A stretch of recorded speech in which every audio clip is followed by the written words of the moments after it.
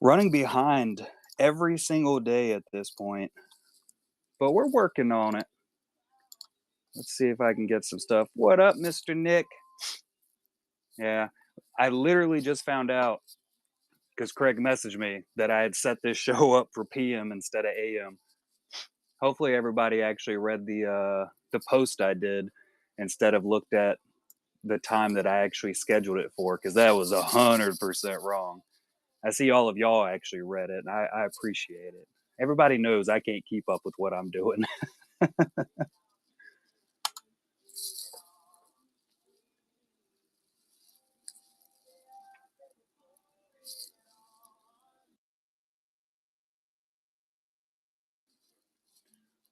What's up, Ben?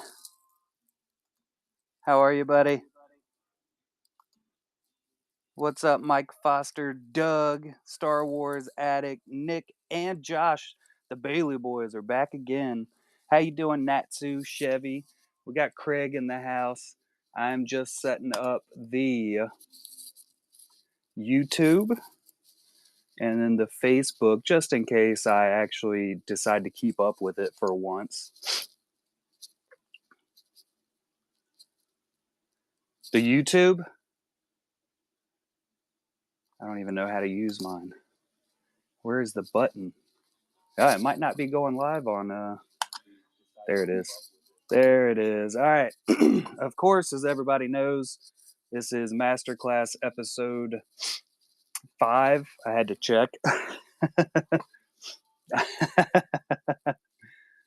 He's honing his skills for your commission, Doug.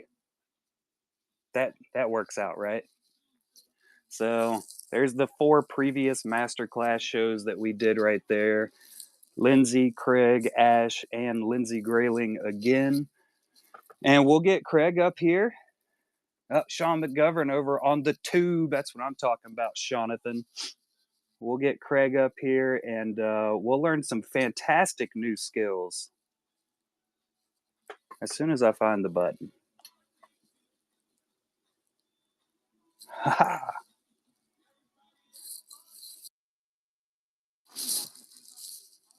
Yeah, I need to find a button as well. All good? There's Mr. Craig. Hey, can you hear me? How? I can hear you fine. Everybody else, I'm guessing, can hear you also. Oh, that's good. Because last time I had my I put my headphones on and then they just cut out after about 5 minutes. And then everyone's like, "We can't hear you. We can't hear you." For like 10 minutes. Yeah, you were just talking away too. At least it looked like you were. Yep, I was. Yeah, just chatting away to myself. I do it all the time. It's fine. Can you see this? Okay. I can. It is set up absolutely perfect, unlike mine. Haha, nailed it. What's all the scribbles that you've done? Don't worry about those. Ignore that. Have you been secretly testing things? I have.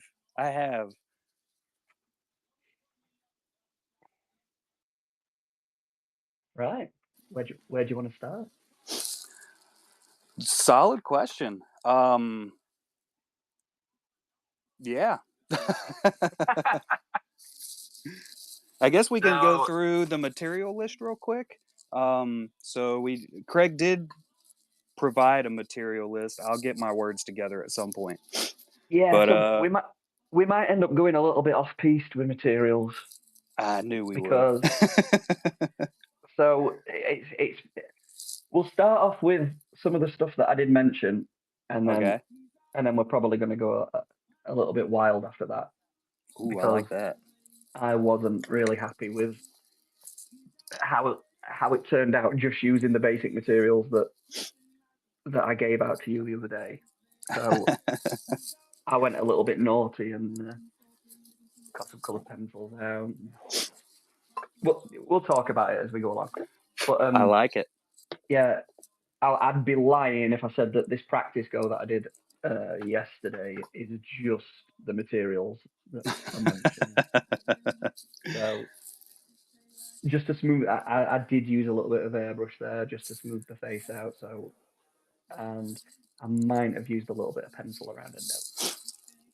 I'm 100% gonna get an airbrush one of these days, and we're definitely gonna do an airbrush class.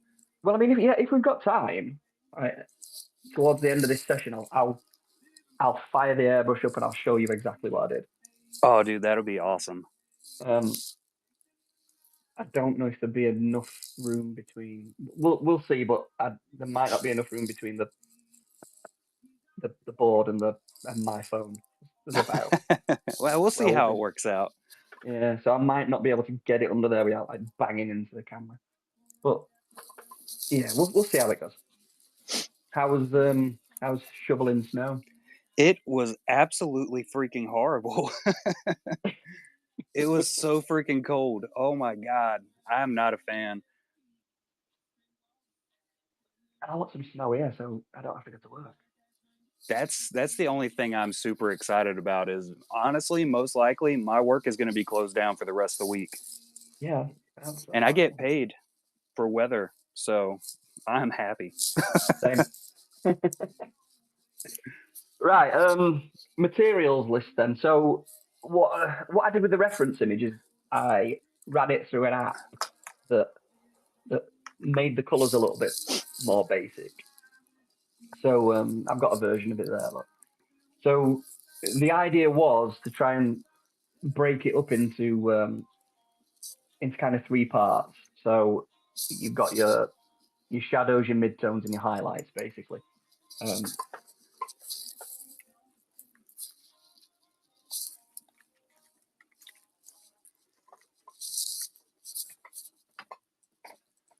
Oh, did we lose Craig's voice again?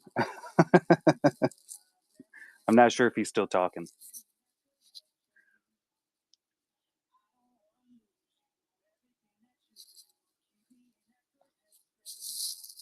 Yeah.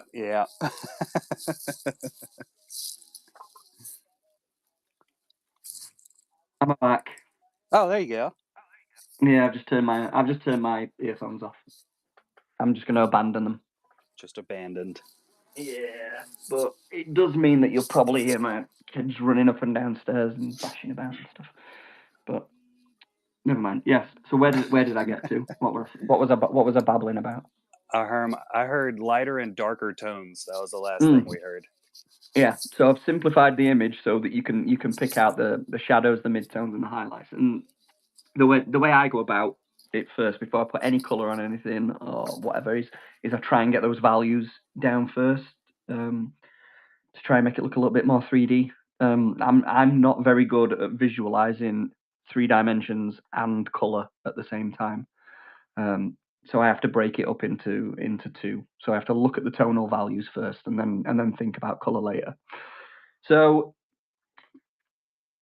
I'm just using 3 pencils at the minute. So I've got a 2H, a H, which is kind of like a HB, and a 2B.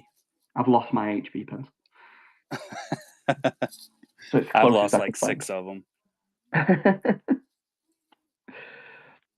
So all I'm going to do first is basically just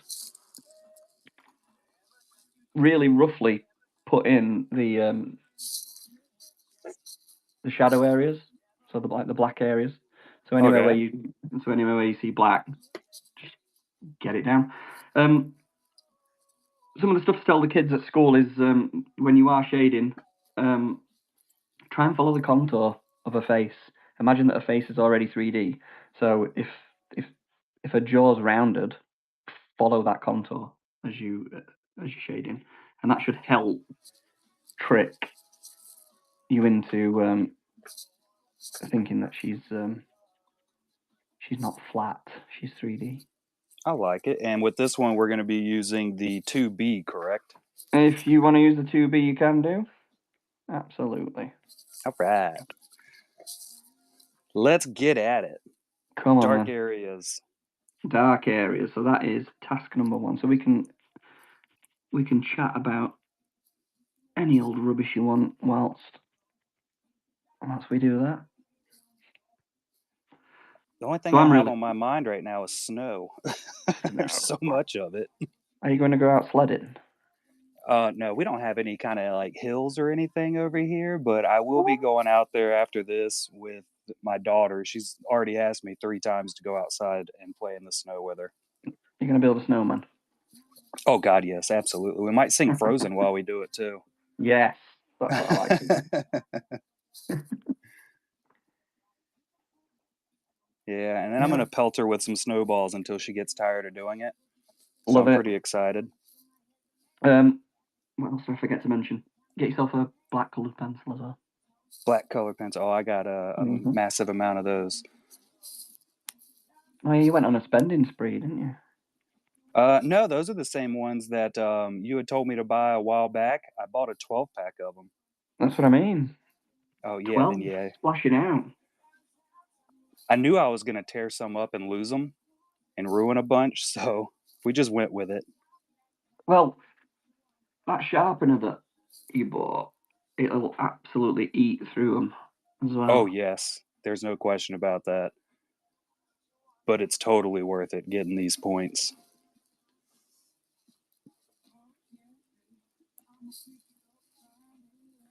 So you hitting some of those darkest areas with that black pencil?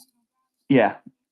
And then I'm just kind of using the 2B and the HB just to map out those darker tones.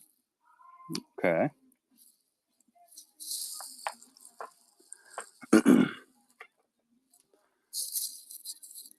Where is my? I gotta find my. Here we go. So the black colored pencils that I am using, Natsu. Let me reach over here and grab it. Oh, what else did I have on my list? I had fine liners as well, didn't I? Yep. So yeah, if you want to go ahead and do, I don't know how disorganized am I today? Yeah, I'm colouring a eyelashing in coloured pencil when really you can be using the fine liners for that. If you are using fine liner though, make sure you've got waterproof fine liners. I have the whatever these are. So I've got Copic multiliners. So does it there? Look, water and Copic proof. Mine says waterproof. Yeah, there you go. Because I am gonna throw some water on this in a bit. I'm excited to see that.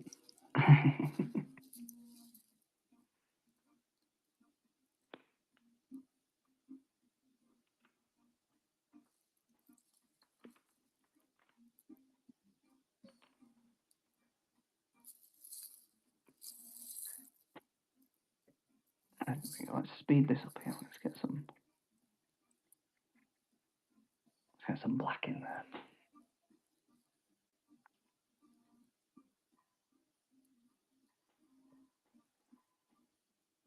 So have you had bad weather all week, or has it just been this weekend?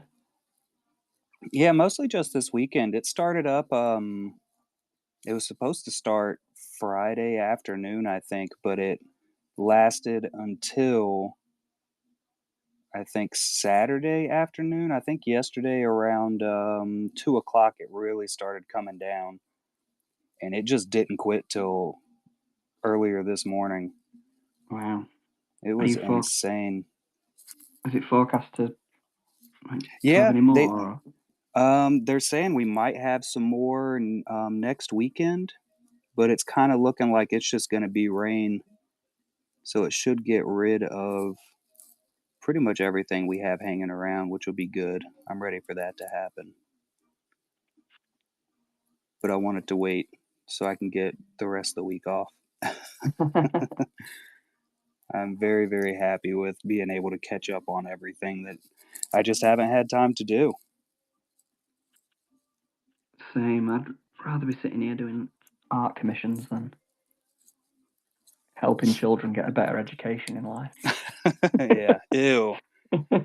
Forget them kids. So I'm just blocking out her hair.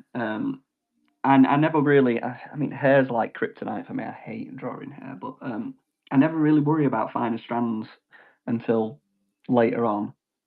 Right. So where you would actually see like lots of little hair strands going up there, just makes me feel ill thinking about like spending hours just drawing like singular hair strands. And, like, so right at the beginning, I kind of treat hair like like Lego hair. Like Lego hair. Yeah, I like it. imagine it's just plastic and it's just slapped on. Go in with a thicker liner here so that I can cover a little more area. Yeah, that's what I'm doing. What size? This is the 5, so 0.45 millimeter. 0.45.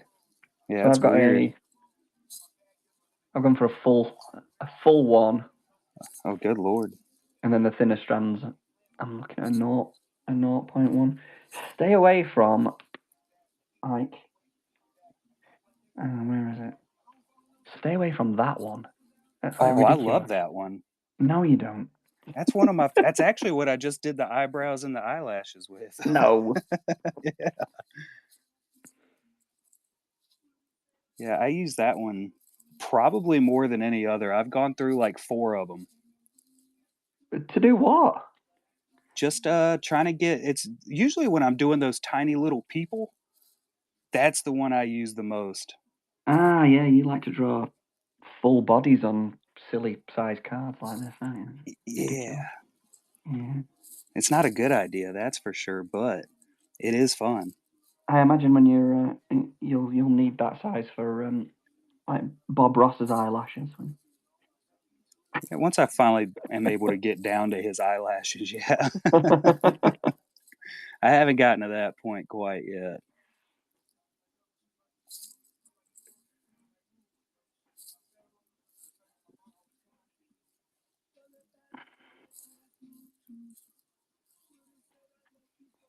No, we've got quite a big face going on here. We don't really need that small of a fine liner. Yeah, I'm definitely not used to having this large of a face working with. But it is nice. It is very, very nice.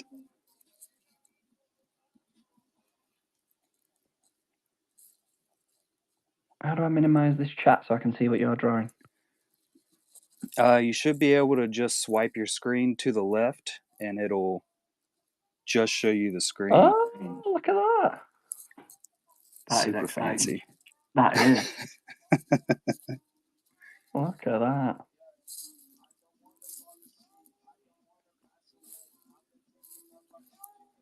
That's supposed to go all the way around, and I didn't do that. I can fix that.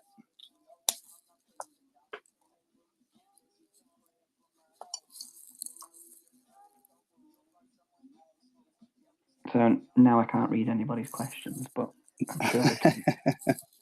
I'm sure they can wait a little bit. Yeah. They can't be that stuck. Well, all we're doing is like getting the black areas in, so we'll be fine.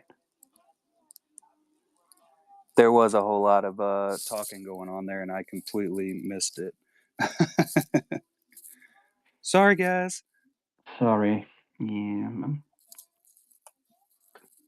I'm sure you can message me afterwards, or...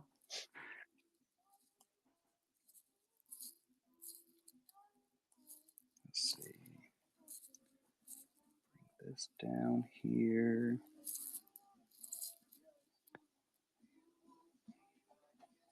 Uh-oh. My kids found me. New iPad case. I have it right here. Oh, fancy. You want to buy one? That's what's happening here? Yeah. How much is it? $28. $28. Good night. Please. Because Yeah. it looks like it had better grip. What's wrong with the one you currently have on your iPad? Look. Oh, your stand's broken. It's very broken. Can't live without a stand. Oh, Yeah, I'm you're gonna telling you. you're gonna have to put your hand in your pocket, bees. And I don't have to use that little fan. So, oh, who else is on there? Mr. Craig.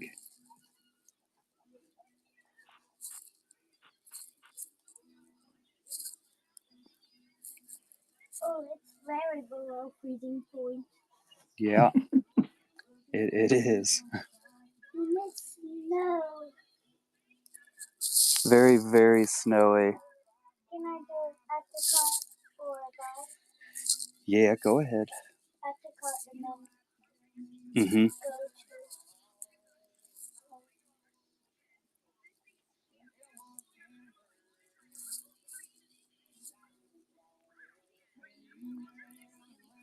Oopsies. That didn't sound good. What you mean, oopsies? I accidentally added two, so I just. Well, as long as you didn't accidentally buy two, I think we're okay. I didn't buy it yet. Okay. So, did I just press on it? You want to turn that volume down for me? Thank you. All over it.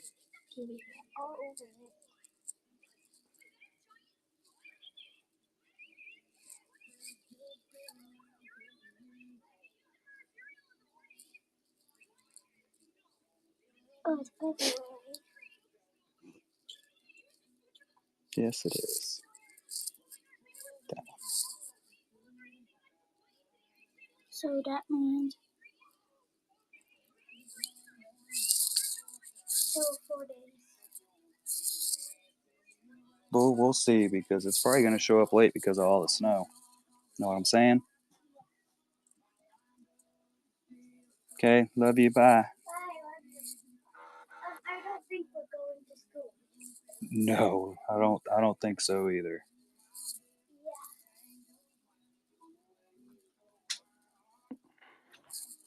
That's another good reason for not going to work. You gotta look after your kids because school's shut. Oh yeah, there's no question about that.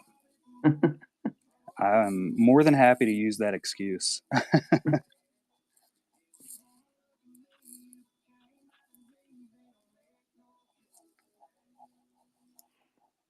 How's your pen work coming along, bees? I am getting there. I think it's coming along pretty good. I'm trying to leave a little bit of room in some of these areas, just so when I do go in to try to get the hair color in or the hair strands in, I can adjust it as necessary. Yeah, so she's got like more of a brighter area going on up here, and then everything fades out along the top. Mm-hmm. So I'm just adding like a few random strands in there, but not too much. I tried to make this part of like the tutorial as interesting as I could yesterday, but there's not a lot you can do when you just sat sketching black areas. So I really do apologise if this is boring, but it's necessary.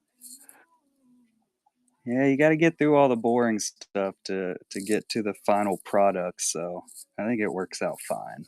But do you never find yourself like rushing through it to get to the best bit? You know, that's something I've been really trying not to do. I've been trying to figure out a way to, I guess, basically keep my own interest as I'm going through and doing the super boring parts. Because you could see it in a lot of my earlier work where you could see I really did rush a bunch of areas, and it kind of, even all the tiny little awesome details I got in, all I can see when I look at it is the crappy rushed areas. And I'm like, oh man. Like, even though I'm telling you that this is like for me, the most important thing to do in terms of being able to figure out like tone and 3D and stuff. I'm sitting here just come on. It's very important, but I hate it. Yeah, it really is.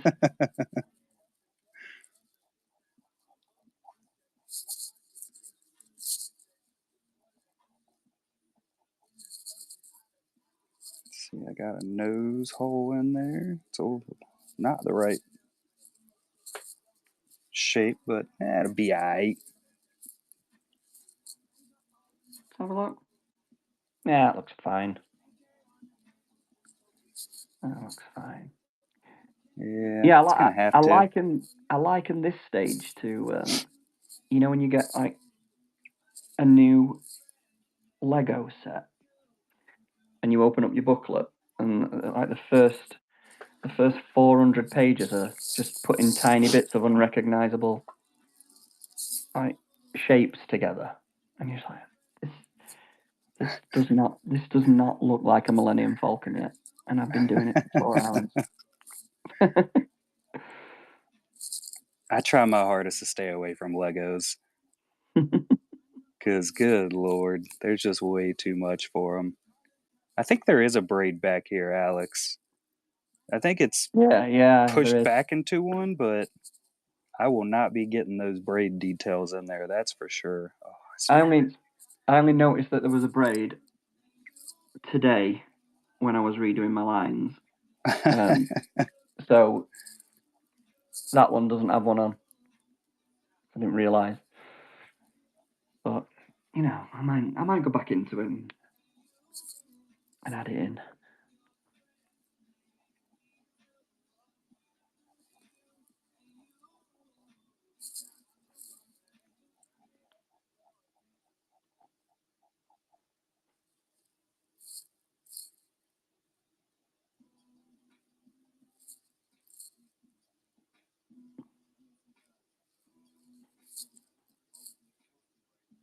So how long have you been a teacher, Craig? How long have you been doing that job? 20 years. Jesus Christ. That's impressive. I didn't set out to be a teacher. So I left art college in like 2005, I think. And just to earn a little bit of money, I went back to the school that I went to as a kid, and was employed as a technician. So I got to wash up kids' paint palettes after they'd finished and do all that exciting stuff. And I didn't really know what I wanted to do. And then one of the teachers quit, and the principal at my school just said, "Do you fancy training up to be a teacher?" I was like, "Yeah, nothing better, dude." So I did that in 2006. So yeah, I'm coming up to my 20th year in working in education.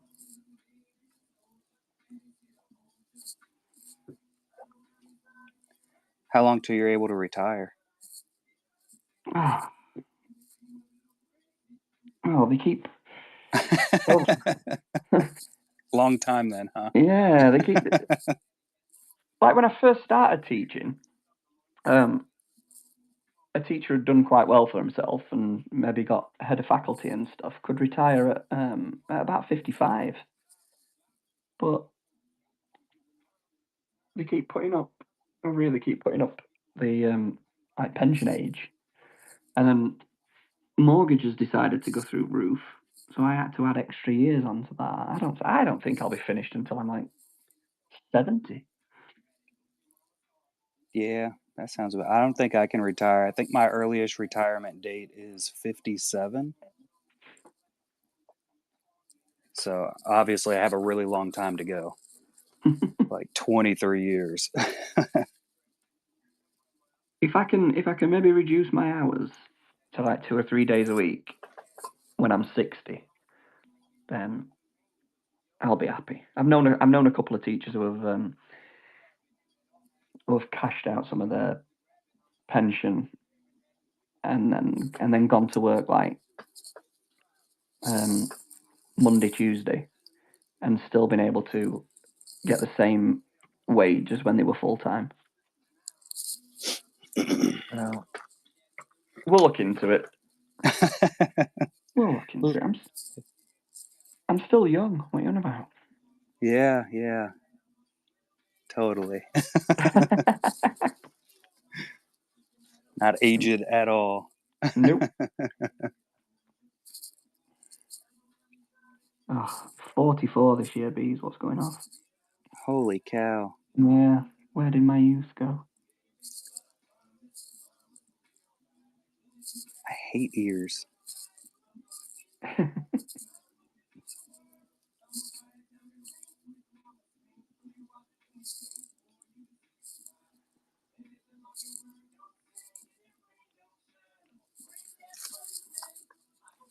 I'm always really unsure here with this bit because her hair, because of the reference image that I chose, like fades. So this was one of the reasons why I used an airbrush, because I got her hair down to about there, and I didn't know really know what to do with it at this point. But we'll We're gonna learn together on that one. Yeah, that's we'll come it up with looks like something. it's gonna be fun. Yeah, we'll figure something out. Let's do it.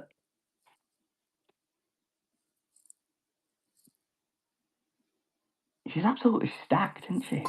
She is. She absolutely is. Much better shape than I'm in. Yeah, I would not arm wrestle her.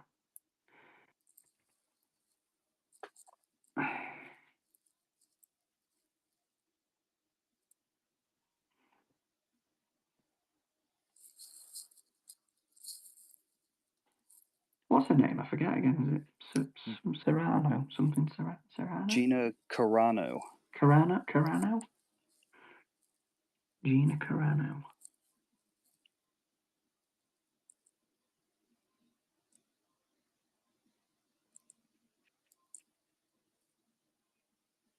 And she's no longer in Mandalorian anymore, is she? Nope. No, she's not in Star Wars anymore at all. I don't ever really pay attention very hard, but something about anti-Semitism? Really? Yeah, she had posted it was some kind of Instagram or TikTok post, you know how that goes. But I never saw one that looked like it was anti-Semitic, but yeah, supposedly that's what got her kicked out. And also, from my understanding, she sued Disney because of it and actually won. So I honestly don't know.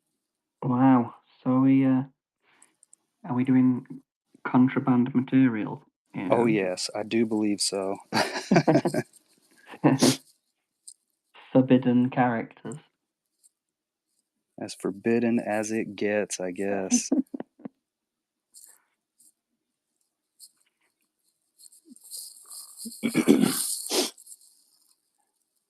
Josh Bailey is turning 46 next week.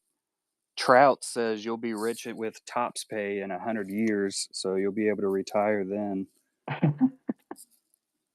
Woot woot. Said no one ever. No one's retiring on Topps money. Nah. Not unless you, I guess, become some like super in charge of Topps thing.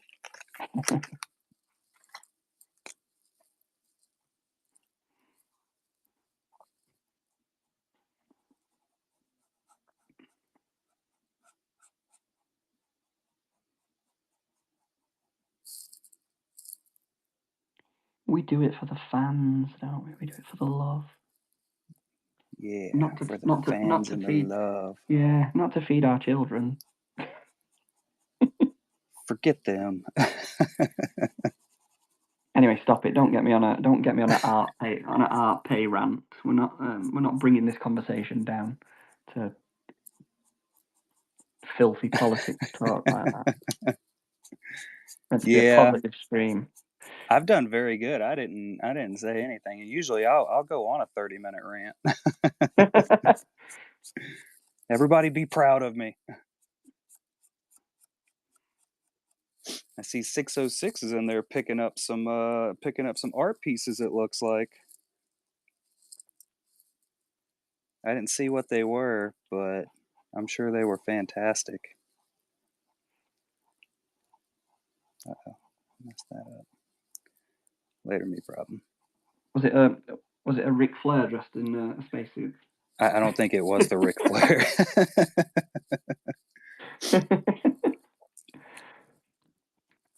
I know a lot of people that are extremely interested in the Ric Flair. I just don't think they have the bank account for it at the moment. They'll Well, get there though. I'd have sold it for a lot cheaper if it weren't a published piece. Yeah, it's and massive. Yeah. That it's so big and beautiful.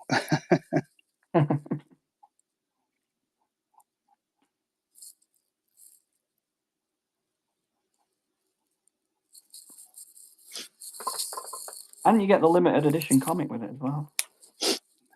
Yeah, that one has the metal cover. Yeah. I didn't even know that was a thing. I don't know anything about comics. Surprise, surprise. We got Ronsky in the house. Ronsky.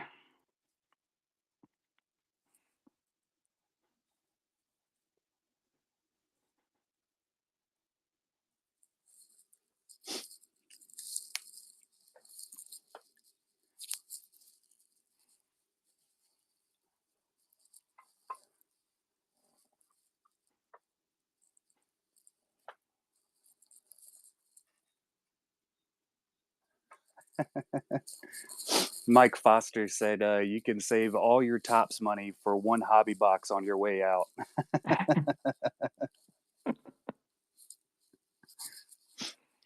I don't know. I think by the time we all get ready to die, you won't even be able to afford that. But those things are getting insane in price.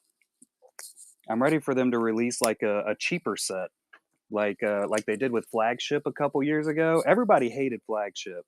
I loved it. You could get a whole case for just it was a couple $100 for an entire case, and you could just rip it, and you wouldn't hit anything super crazy or awesome, but it was fun. See, I think that's what's important. This is why I'm not a collector, because I don't get paid enough money to buy back my own artwork. True. Very, very true.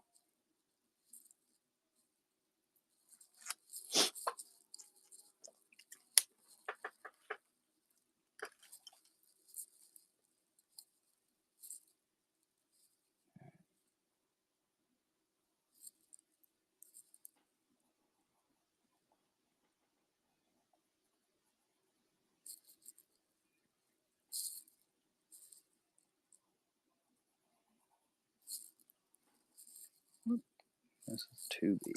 I want to do this one. Oh, are you going back to the pencils? Yeah. Pencils. He's doing it. Just a little bit here.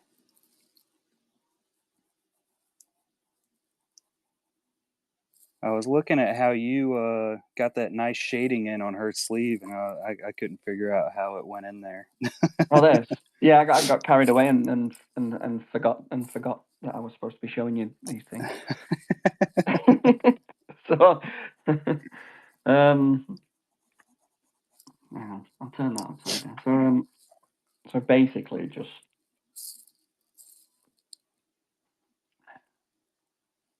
where's that? So let's pretend that. Let's pretend that was one part of her sleeve there, and I had it black like that. Uh-huh. And then I kind of stopped, and then with the 0.1, I sort of just faded the lines out like that,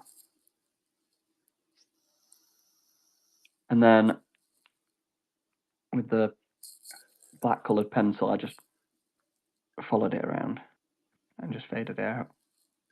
That's all I did. So you get like Holy cow. I didn't do any of that. Well, let me have a look at yours. Turn it straight. that looks fine. But this area here, point to it for me. Right there. Let me use Not my with your pencil. finger. Bring it on. So as a sleeve wraps round, there's obviously there's these folds. So I did those with a thicker pencil, but they go down into a point, like a curved point. If you have a look at yours, this second one, yours still stays pretty fat. Yeah, it's pretty there. wide. Yeah, so you need to bring that contour down. Use the marker to bring it down. Yes. Basic shapes. Ew. Ew.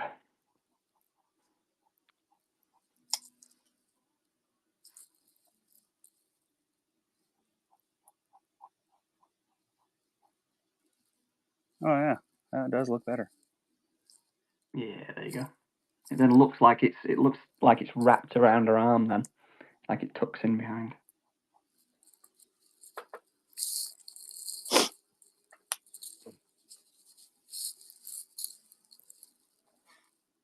See this area. This is where I'm going to get bored. This.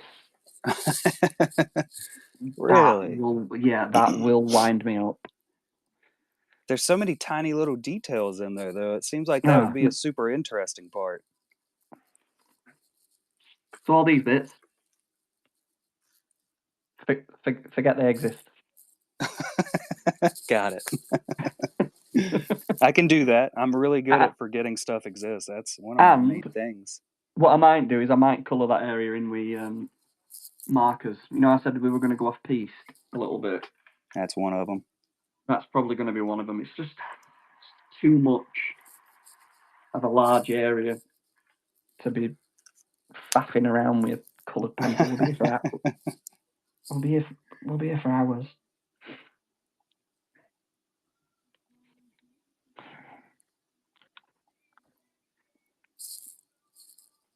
I can hear my children fighting.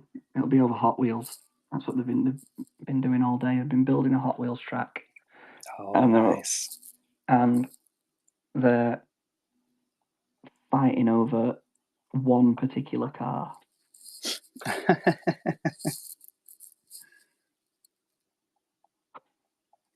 Gotta have that faster one, you know? Yeah.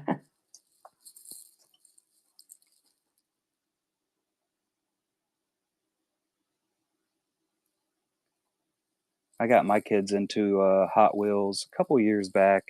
My youngest really got into it, and we would build, like tracks that was all the way down the stairs, going to the first floor, and then around the living room. Oh, that's amazing. The problem always was nobody wanted to clean it up afterwards, me included. Yeah, same in my house. Yeah, it's always fun building it and putting it together, but then when it's time to clean up, everybody disappears on you.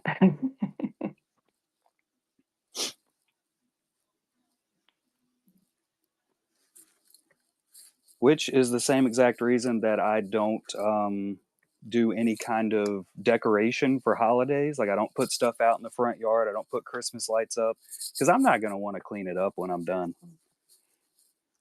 And nobody else is going to be there to help me either. You see, I get a little bit of like, what will the neighbours think syndrome. So I don't want to come across as like an Ebenezer Scrooge type if I don't put them up.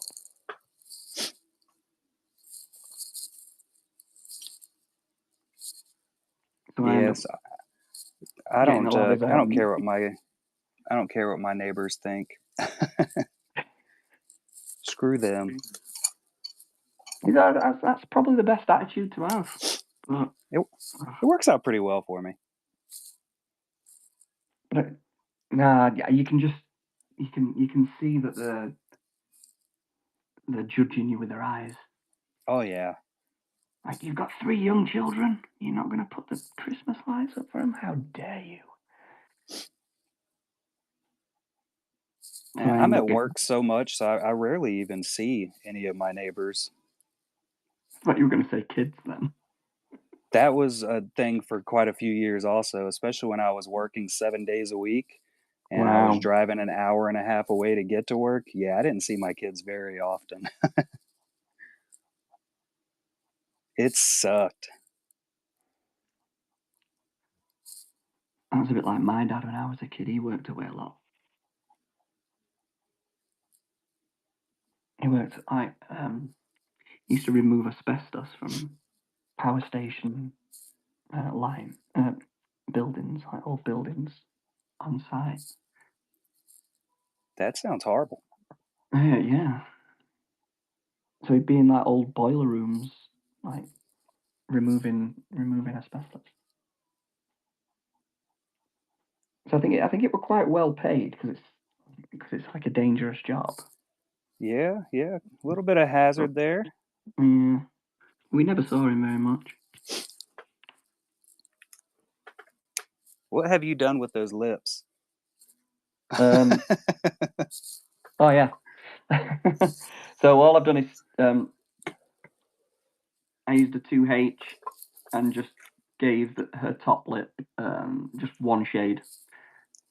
The bottom lip I've left white and then just shaded the Underlip area? yeah, just this little shape. Okay.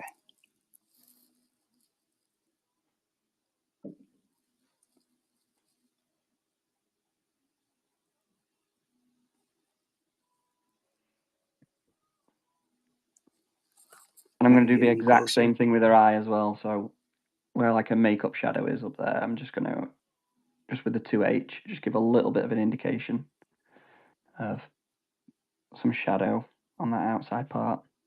And then like on the back there. So I'm not really going to do much with a pencil. Because I'm going to go in with some marker in a sec. Just to cheat a little bit. And I might put a little bit in on her cheekbone as well. And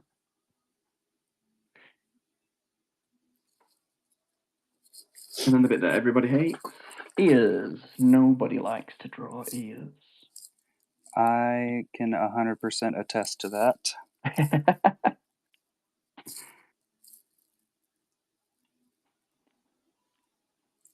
And they're so difficult as well. Yeah, lots of little contours in there. I look at other people when they draw ears and think, that looks amazing. And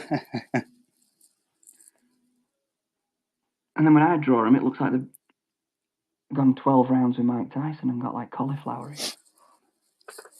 Yeah, a lot of times I'll just screw the ear up and then just cover it up completely with hair. Like, you don't need an ear. It doesn't need to show. Just gonna put loads of hair down there. Yeah. Completely new hairstyle for her.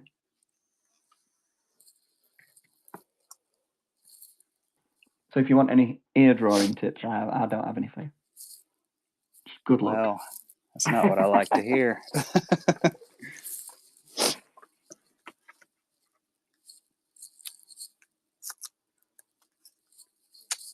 When we were doing Qui-Gon Jinn last weekend with Lindsay, and I was honestly super excited to see how she went in and did his ear. And then like I blinked and she was done, and I was like, how did that just happen? Like, where did that come from? Well, One of those. I'm gonna have to rewatch it and see what the heck what she did, because I didn't understand it. the only advice I could give you is,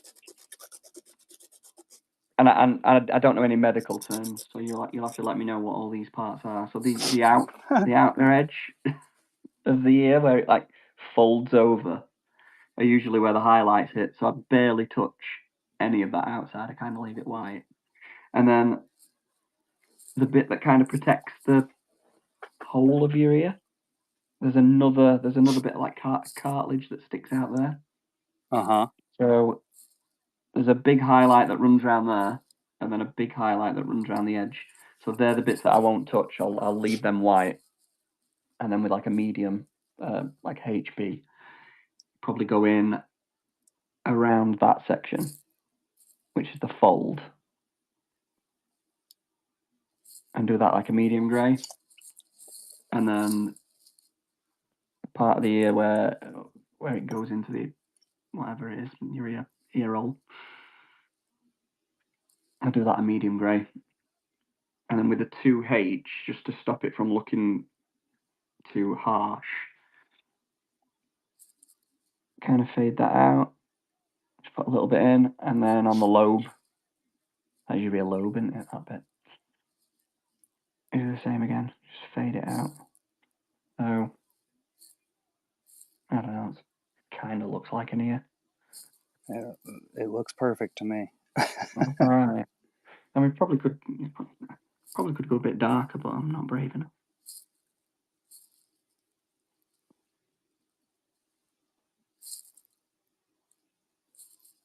So yeah, if anybody's got any tips, I'm all ears.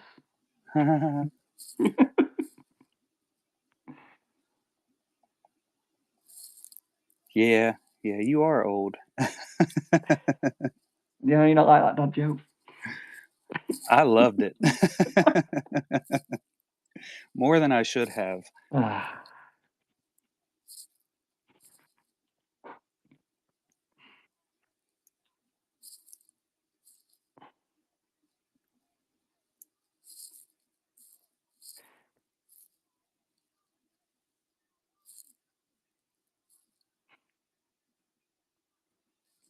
I'm probably just gonna like go around these armor plates on her shoulder and then move on to some grey markers. Have you got any warm greys? I do. Yeah.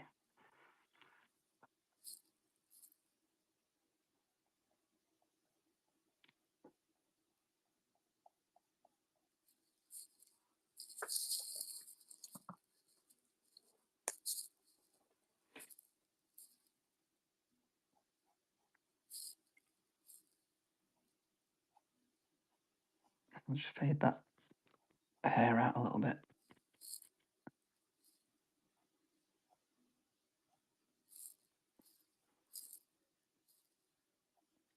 So let me know when you're ready. I think I am. You done a nose? I have done nothing with the nose.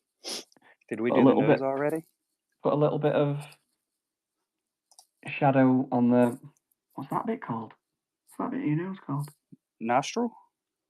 Well, the bit that like goes around your nostril. The bit that connects to your face. Does that even have a name?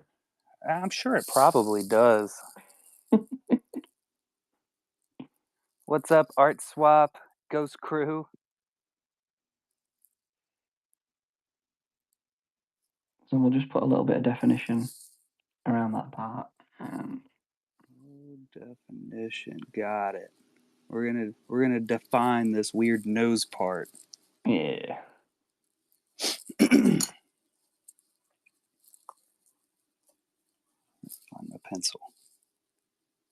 So add some dark shading underneath the nostril, and then fade some of it out on that connecty bit. Connecty bit. I like it. Connecty bit. It's a That's technical exactly term. it. Very technical.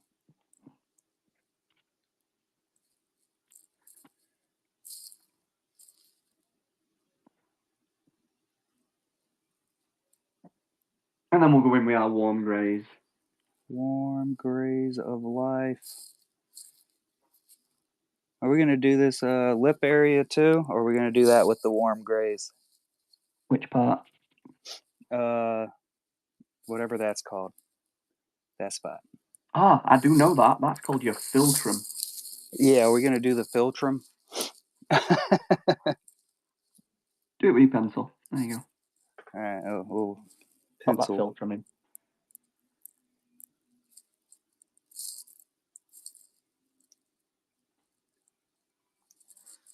Oh, it's there.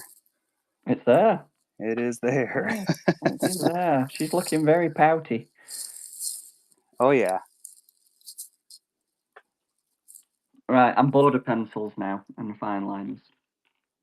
So let's get some marker going in. Let's do some markering. Let's do some markering.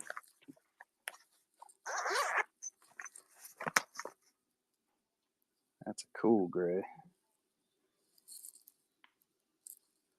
Yeah, you want the warm ones because the reference image is it's like really orangey brown colours, isn't it?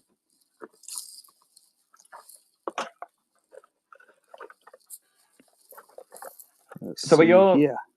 are your warm greys numbered? They are. So Do you have posh ones like this? I got some like this. That's fine. And So what do they have a 2 and a 3. They're kind of brownish. I can't get it open. I don't know how to focus it. Oh, they are brown. That's definitely not. That is definitely not a grey.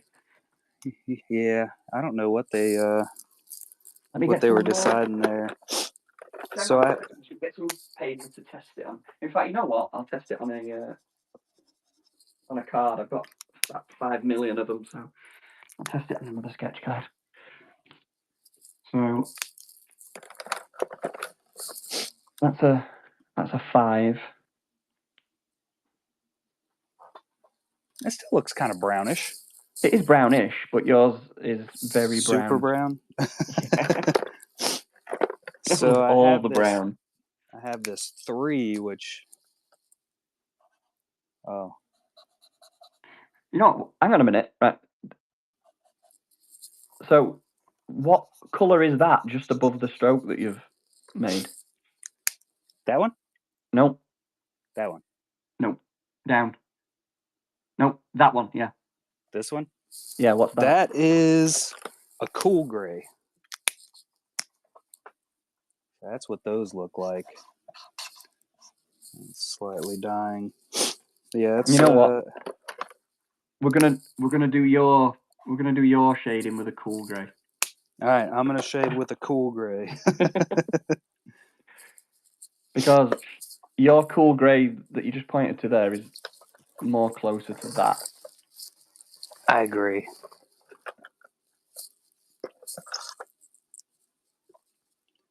And I think for now, my cool grey one's run out. By the way, I ordered one yesterday, and it's going to be here today, but it'll arrive after this show, so it's no good.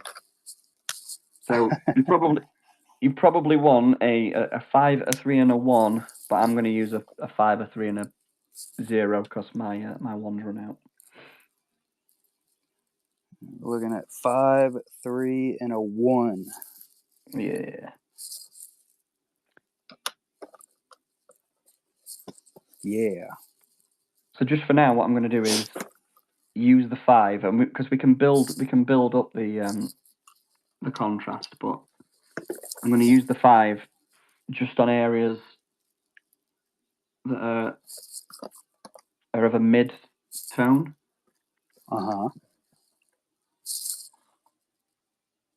And we can maybe go with like a 7 or an 8 to blend those together. So anywhere where you think, and I'm gonna go back into that entire face structure there as well.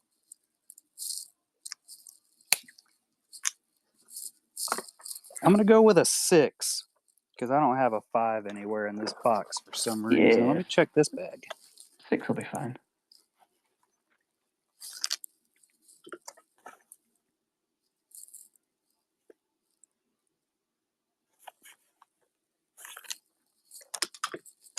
Yeah.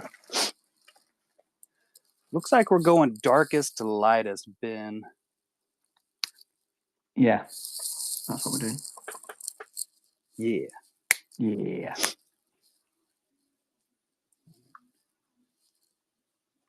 Who shades lightest to darkest? What kind of voodoo's that?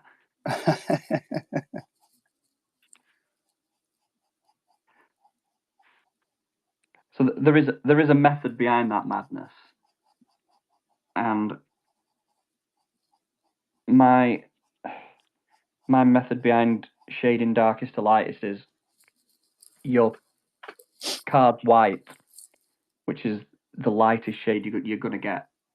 And once you've got your pencils down, if you then put the blacks and the dark tones down first, you've got you've got your spectrum trapped there, haven't you? So, for instance, I'll take that.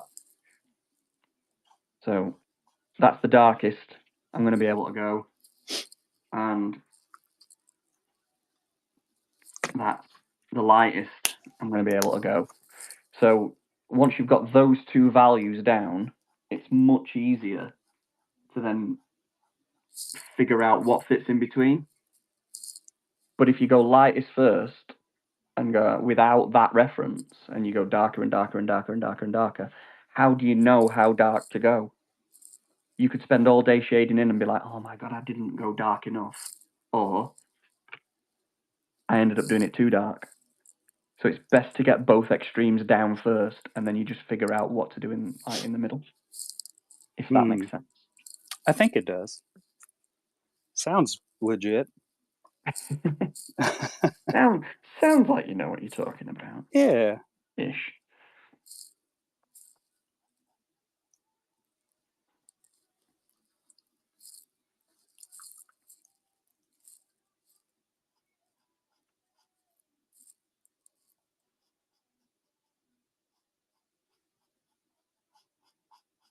So yeah, so I'm just going to get all those mid areas in.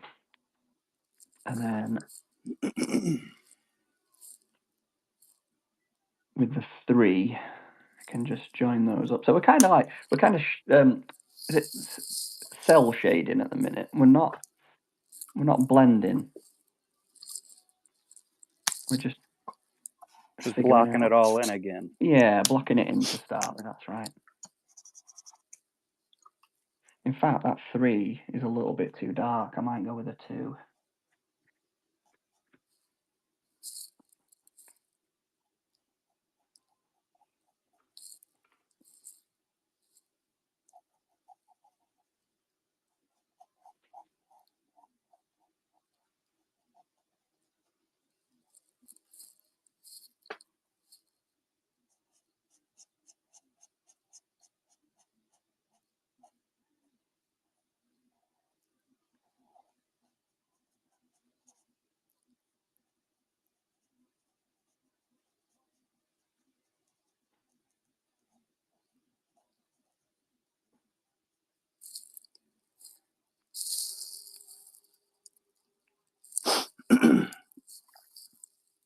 I actually have some of those brush tips, but I only have it in the pastel so far. And we can all thank Ash M for telling me to buy those. They are the best. I used them for my last Bob Ross piece, actually, and loved it. So do the ones you have they only got the fine point? Yeah, it's a fine and a chisel. Fine and a chisel. Yeah. Yeah, I never ever use that chisel. I use it when I'm trying to fill in like large areas. It seems to work pretty good for that. And then I've actually been able to get like really straight lines using just the edge of the chisel.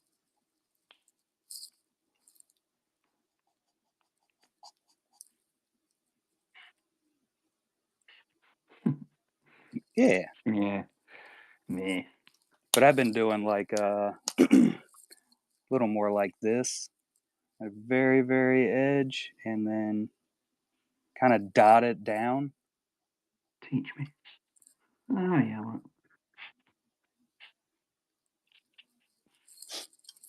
But I've also been using dots a whole lot more.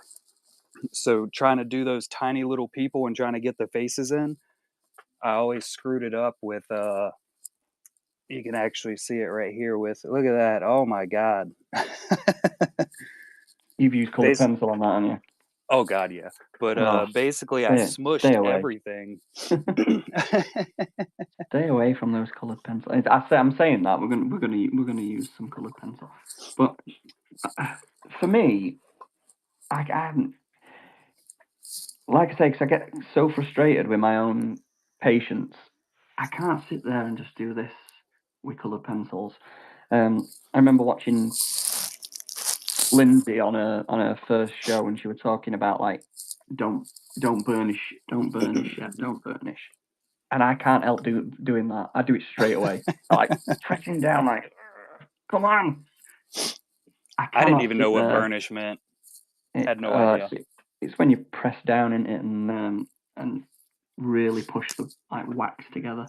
Yeah, that was always step one for me. Shove it in there and make it work. Yeah.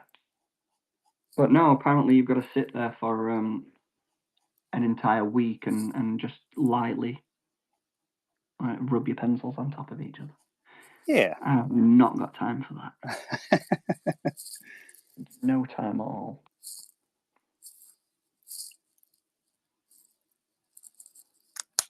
Gotta do. I'm going to go a little bit darker, just around the shoulder pad area. So 7 or an 8 if you've got one. I do. I think I have a 7 hanging out in here.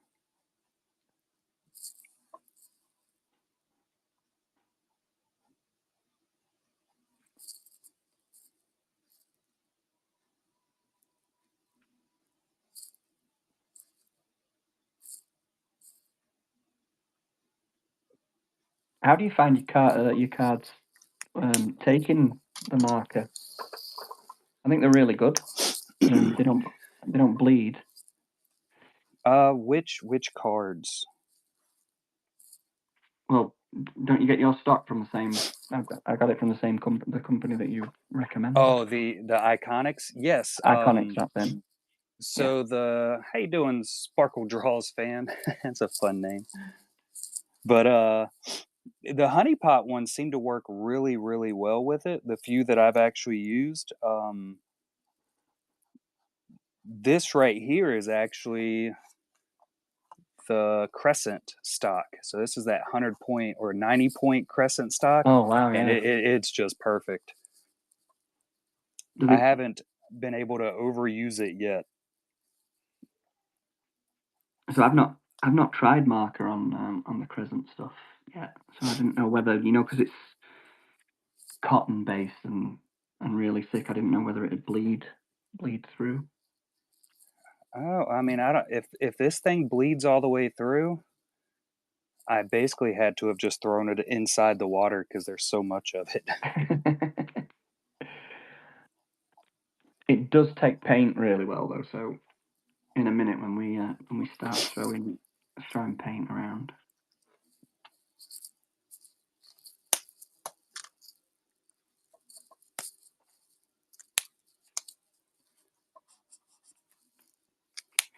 Right, so what I'm going to do now with this W0 is I'm just going to start to put just a little bit of definition, like actually into a face.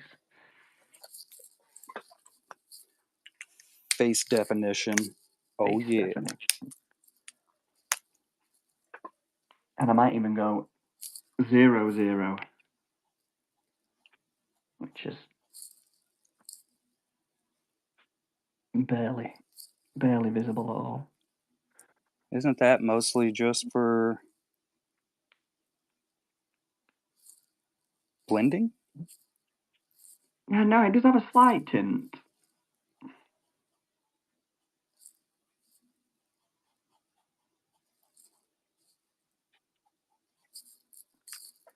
Coil then.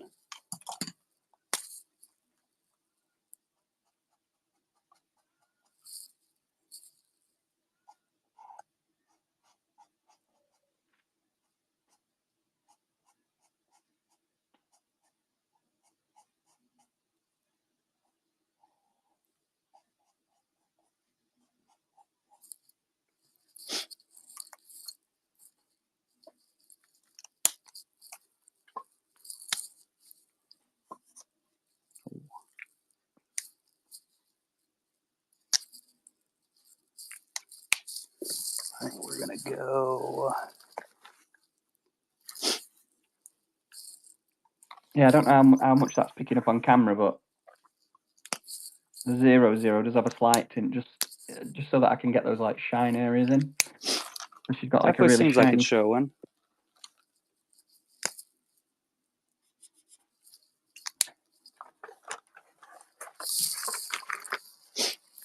What's up, Stefan?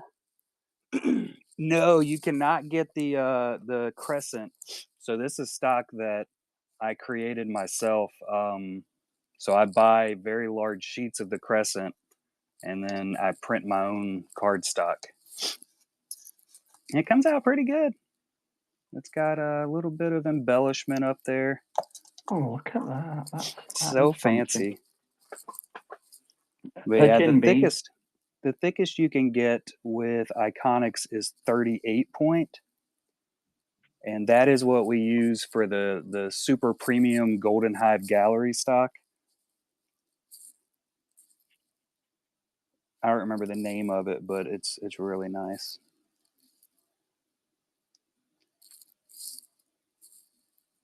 So, Bees, you need to fade a chin out a little bit.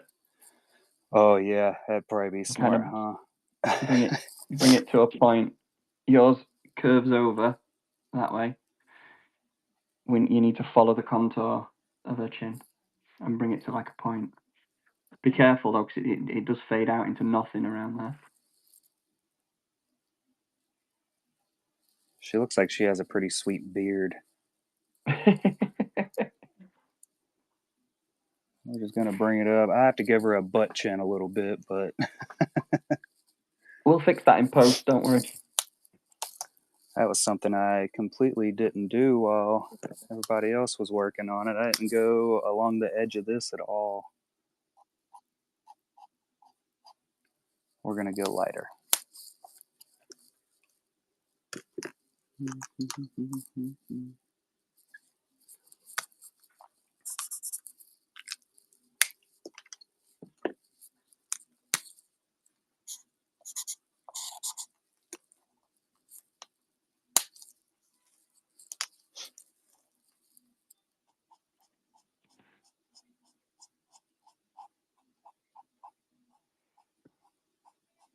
All right, so I don't know about you, but I think I am ready to ruin this with some paint. I mean, mine's not going to get any worse, so I think we're good to go. You ready? Let's do it. Exciting times. I'm just going to put my markers away.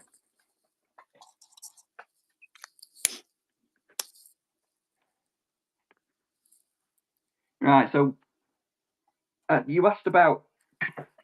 Oh, we're just all falling out again. Brilliant. You asked about watercolours and gouache, didn't you? Uh-huh.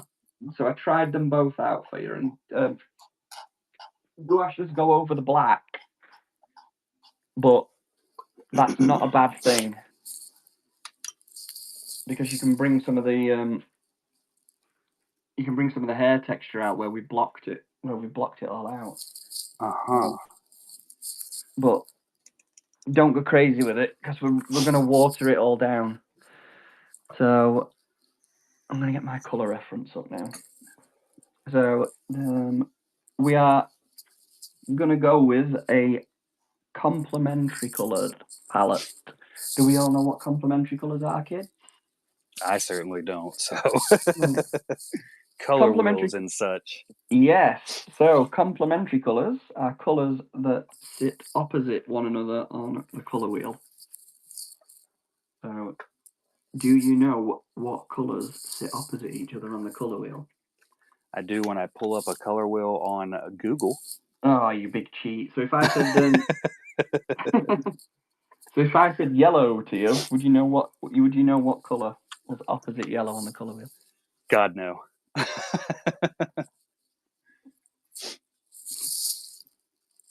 So purple is opposite yellow on the colour wheel. Oh yeah, you're right. So we're going to use yellow first and then purple. If you want to use any other, if you want to go crazy, red and green, or if you want to go blue and orange, whatever you want. But we're predominantly going to stick to a yellow and purple complementary color palette. Yellow and purple, and we are using watercolors for this. Yeah, we are. So I'm going to put down a wash first. I don't know what a wash is. So I'm going to get a big brush, dripping full of water, Mm-hmm. And I'm going to do the unthinkable with it. I am going to just paint water over the entire thing. All right. What did I do? Let's see how this goes. Oh, look, she's got a big wet patch in her face now, and no more smooth blending anymore.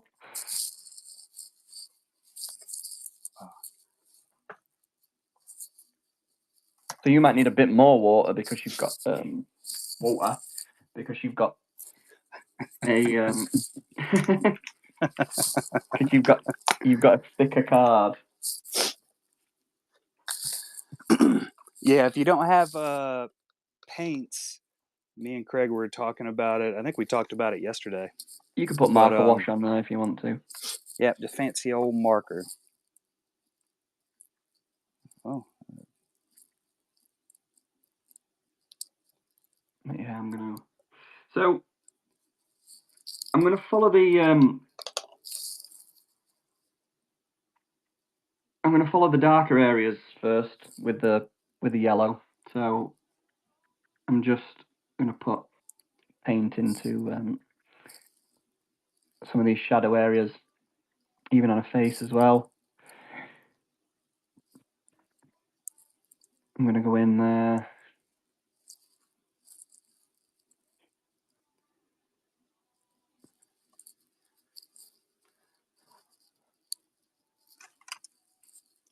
All right, I got a really stupid question.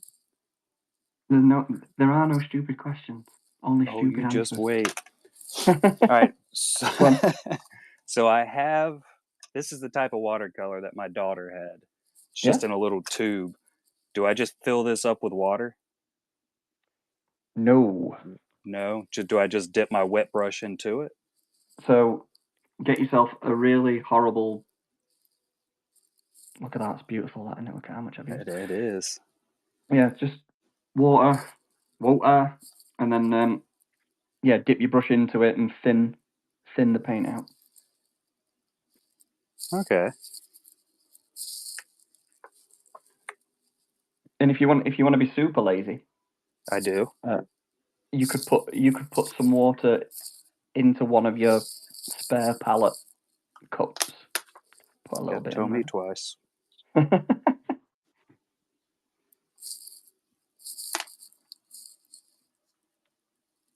And then you can do it that way. I always like test on a bit of paper for consistency. So test how thick you want it.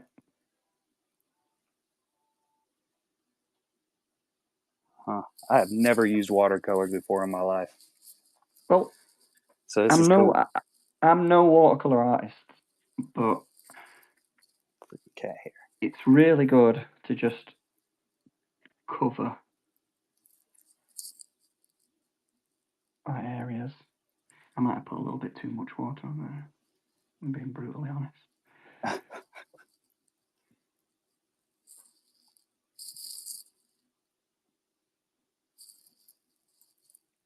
And then I'm gonna go in with some purple.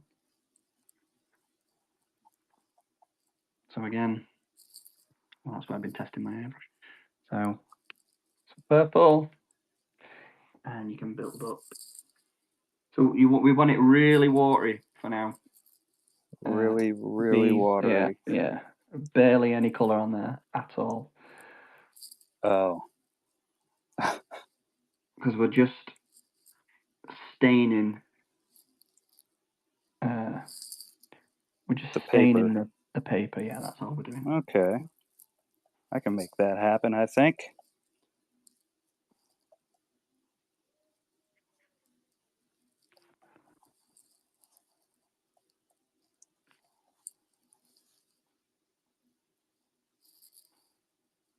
We'll put some fancy shapes in there.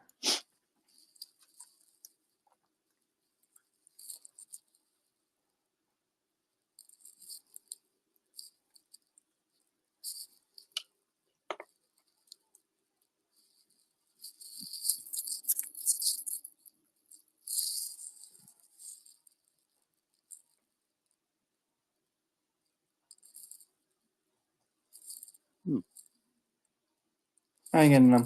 Have you braved throwing some on her face yet? Oh, I didn't do any on her face. I just kind of went around the edges there. Right. So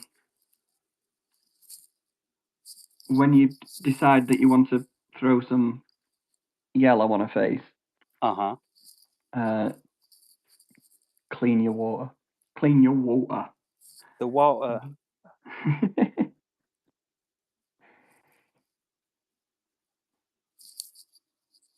Let's see here. See if I can get a good. Because you will have muddy yellow otherwise.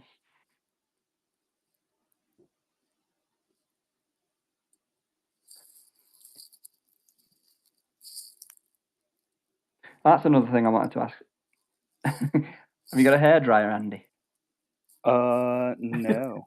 I have a heat gun, but it's Might not plugged work. up. Might work.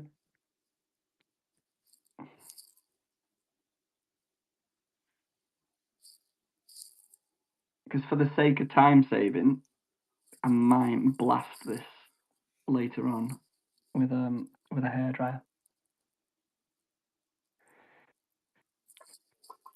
Nailed it.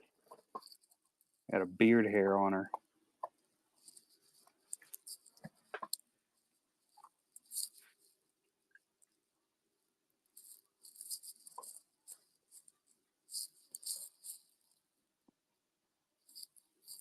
You put some on her ear here.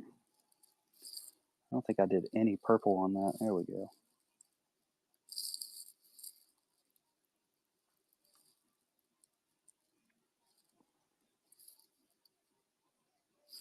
A little bit too bright, that one.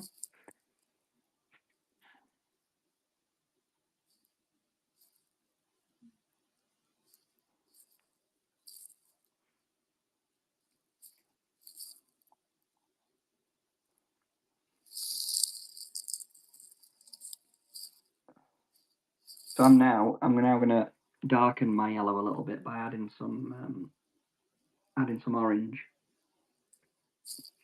Mm-hmm. And all I'm gonna do with that is just use it to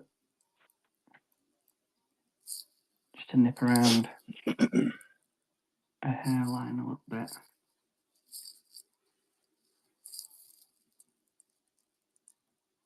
Maybe like around a brow.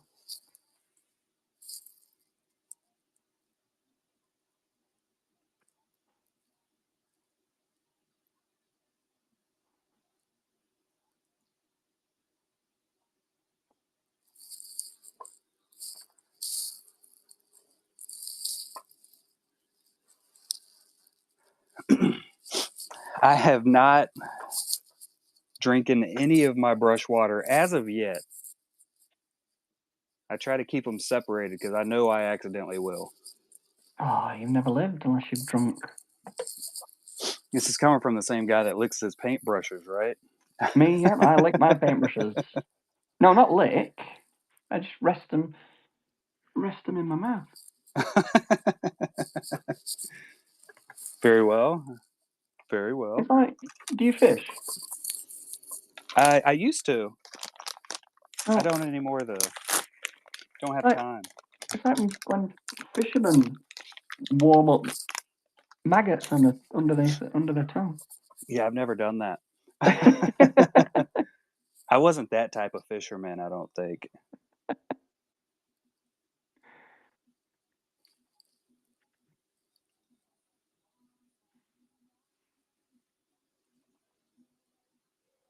What were we doing with the orange and the yellow again? Same sort of thing we did with when we were just putting some tonal areas in around a nose and a brow.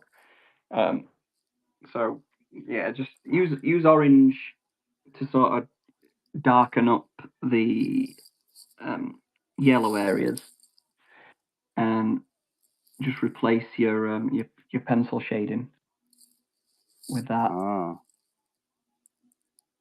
I'm just now realizing that I was not supposed to put purple on her face. Did you add some purple up here? Oh, I put it all over her nose. This is going to be an impressionism when I'm done with it. Yes. It's all fun. It's going to look like a Picasso. We'll fix it with some coloured pencil later. Yeah. Yeah.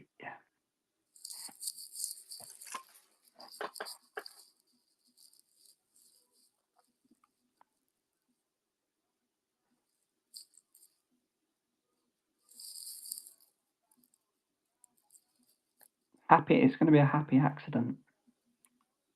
That's all of my art.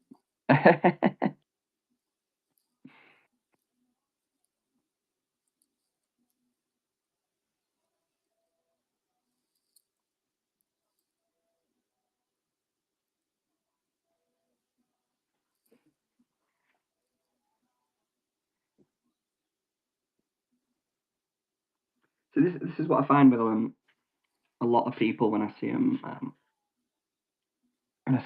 painting and drawing and stuff, is that you need that they feel the need that stuff should look perfect as you go along. So I think this is why a lot of people choose coloured pencil as a medium, because you can just go from left to right and just do tiny. I'll start with the eye and it'll be nice and little perfect. Then I'll move on to the other eye and then I'll do the lips and it'll all look nice and perfect. And I slap it on first. We can figure out details and fancy little bits later on. That definitely was my thought process when I was first starting. Like, I would work on a piece for 30 minutes and go, well, this looks terrible, and I'd throw it in the trash. Oh no, it should look terrible for 90% of the time that you're working on it, and then you add the finishing touches at the end, and then that's what brings it to life. Yeah, I didn't have that understanding at first. It was, well, I suck at this, so I would practice art for, a month and then quit just because I always just threw everything away, so I never really knew what it was or what I could do when I was finished with it. It was always, if it starts out like trash, it stays trash, and then it goes in the trash. I suppose not. You kind of take this for granted as somebody who works with art every day, that you kind of feel that everybody should know how to envision what a piece of work should look like at the end, and not a lot of people do. I find it with students every single day, is that if it isn't perfect straight away, they just want to throw it and get rid, never work on it again. But then, I suppose you're always subjected to other people's artwork, especially when you're looking at stuff that you admire. And I suppose, like, in your head, you're thinking to yourself, "Oh my God, look at how amazing that is," but then not realize that that artist probably messed up about 200-300 times, threw some of their own work away. I remember doing a piece of work once, using this same method. I was doing a commission of Lara Croft, and I got to, and it was a massive, like, 11 by 17 piece, and I got to this stage, and I was trying to blend like parts of the face like I'm doing now, and I'd used cheap paper. I'd not used proper watercolor paper, and the brush just went straight through it, and I were almost complete. I've got most of the details done. I was just like blending a cheekbone, and then the paintbrush just went straight through the paper. It's a massive hole. I'm like, oh, right, okay, that's that then. I'll start again.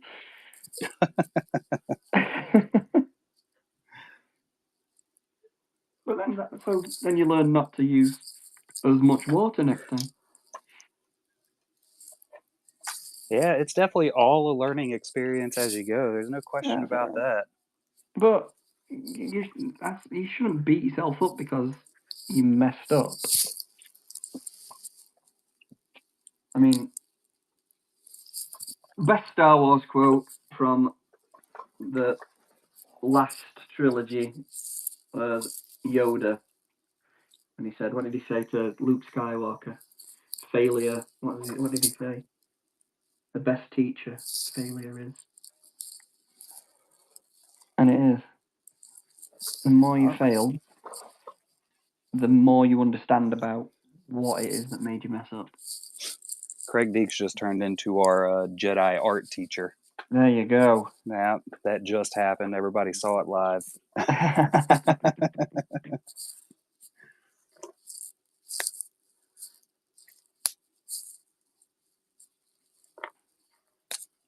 That's it. That's the fun. That's the fun part of doing art is messing up.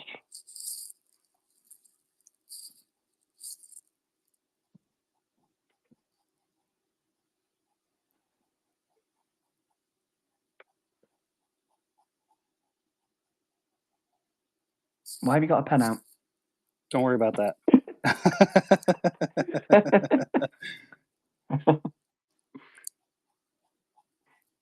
There you've let me ramble on with like ridiculous philosophy there for 5 minutes, and then you're getting all kinds of pens out.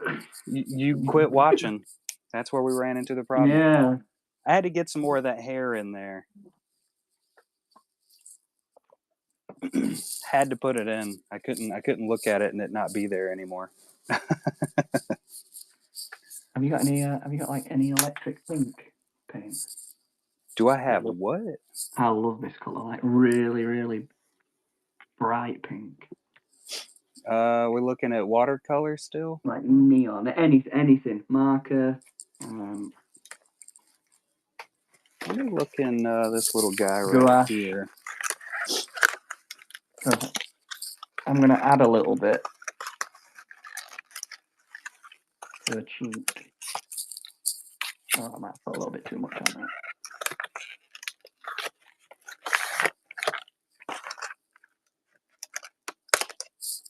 And I'm going to add a little bit to her eye.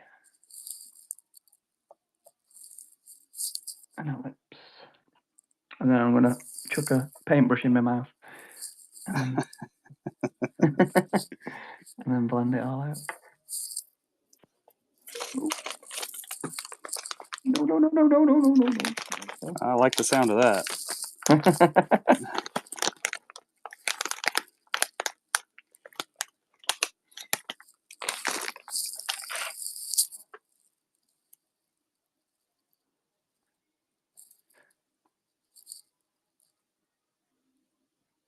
Jesus Christ.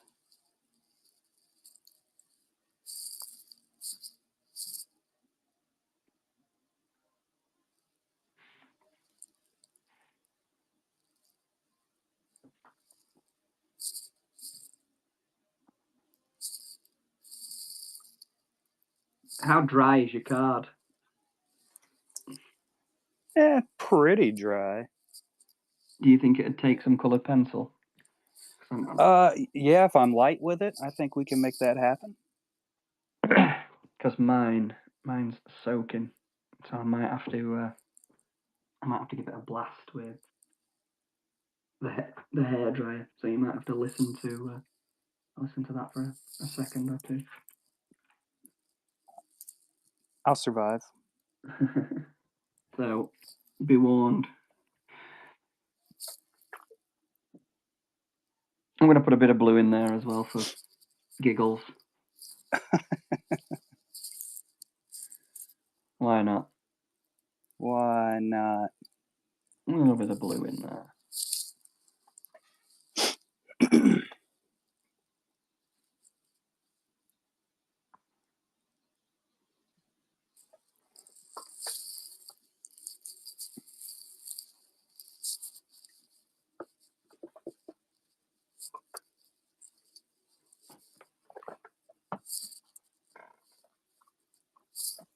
Just going nuts with stuff. Yeah, that's it now. Got bored. Let's put some. Let's just add some random colours in everywhere. Yeah.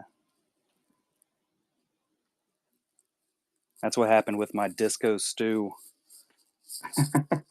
Not that I got bored, but I just immediately screwed it up, and then I was like, "Well, we're just gonna use all these other markers I haven't ever used." Love it.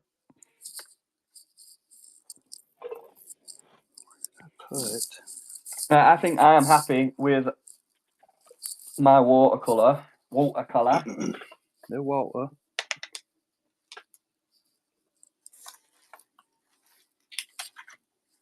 And I'm going to apologise and bust out the hairdryer. Go for it. I might have to unplug a few things.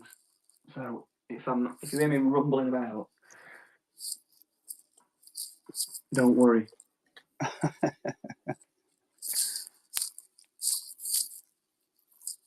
Right.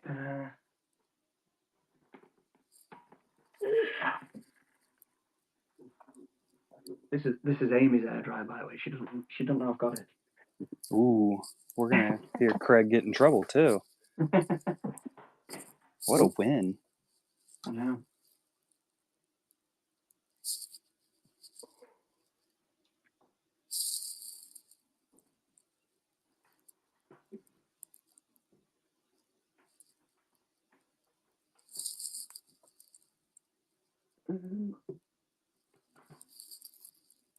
There we go. I think I've done it. We're ready.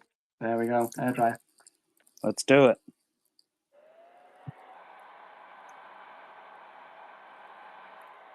Shouldn't take too long. Sorry, guys.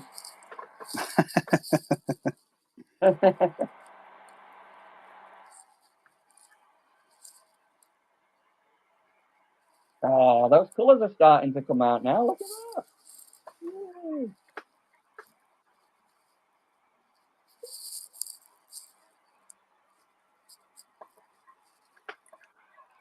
That is insane compared to mine.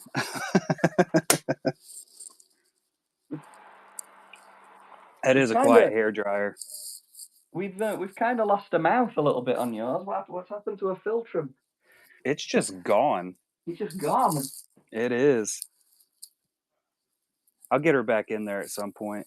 You can use your well, no, don't use 0.05. You can use your 0.1 marker and just outline it again. I'm probably going to do that.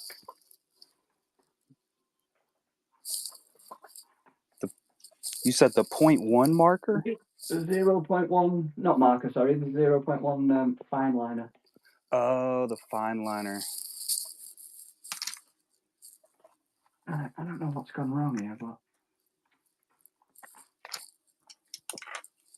I'm getting all tangled up with wires.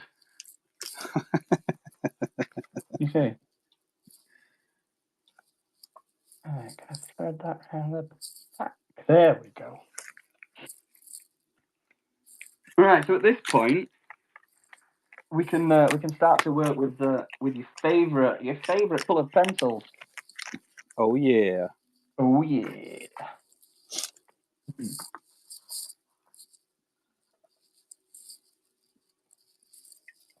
What color pencils are we using?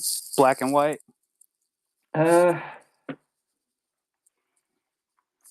All of those. All right.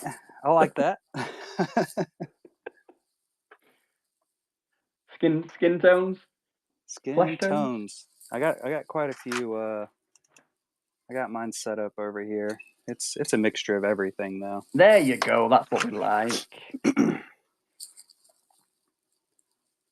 I'm not a coloured pencil connoisseur, so at no point am I ever gonna like tell you what they are. Most of the names are faded, and I can't pronounce most of them. So I don't know what that says. That one looks like a lightish brown. That's what I'm going for. It says Indian red, I think. Terracotta? Yeah. Looks close. Yeah. That looks like terracotta. Mucho perfecto. So I'm probably going to use that to add some shadows into her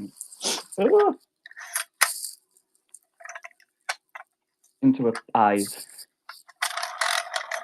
Okay. Start defining them a little bit. Yeah. And I'll probably also go back in with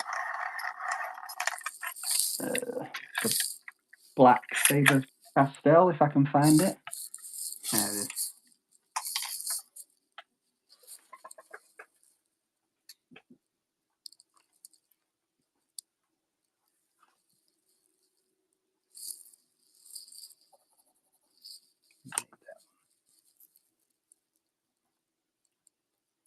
Are you ready for pencil? Yes. Right.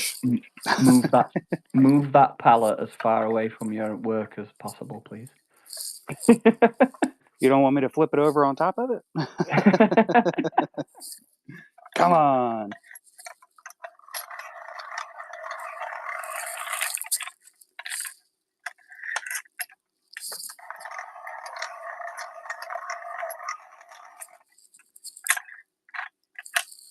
So, before you start, Mm-hmm. are you listening carefully? I'm listening very carefully. Do not put any of your coloured pencil on this area or this area. Forehead and cheek? Or just the cheek here? You're allowed to put it on her eye area, nose area, and mouth area. Anywhere where a harsh line connects. Do not try and blend the face with it. All right. Good to know.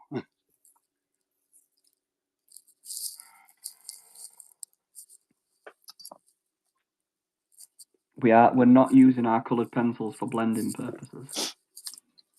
But they're so good at it. If you don't look at it.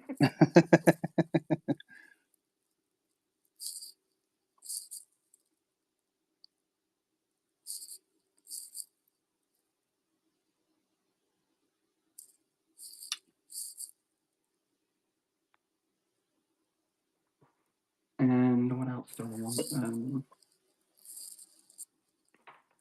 You want a really dark reddish purple. Really dark reddish purple.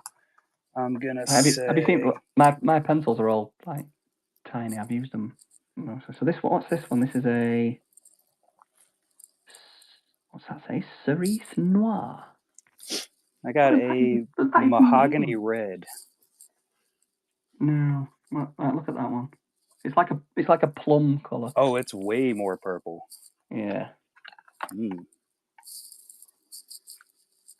Hoil, hoil, hoil.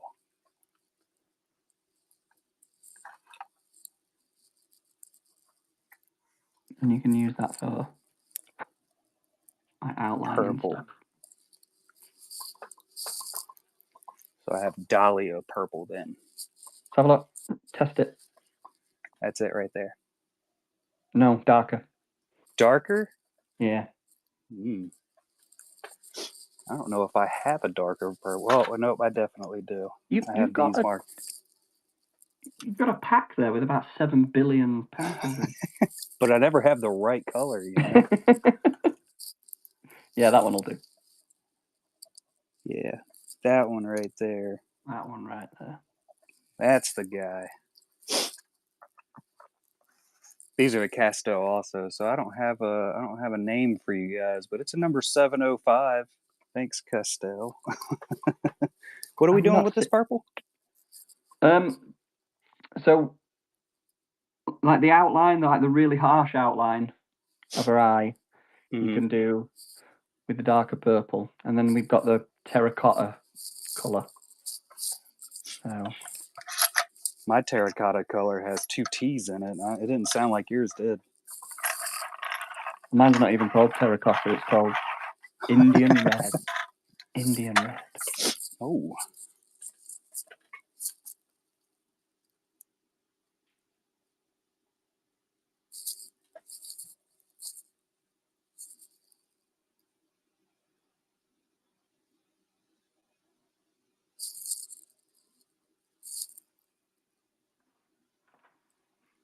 And then I'm going to go for something right in the middle of that. I'm going to go with, what's this one called? Oh, this one is called terracotta. There you Oh, go. look at that. That is a completely Okay, yeah. different terracotta than mine.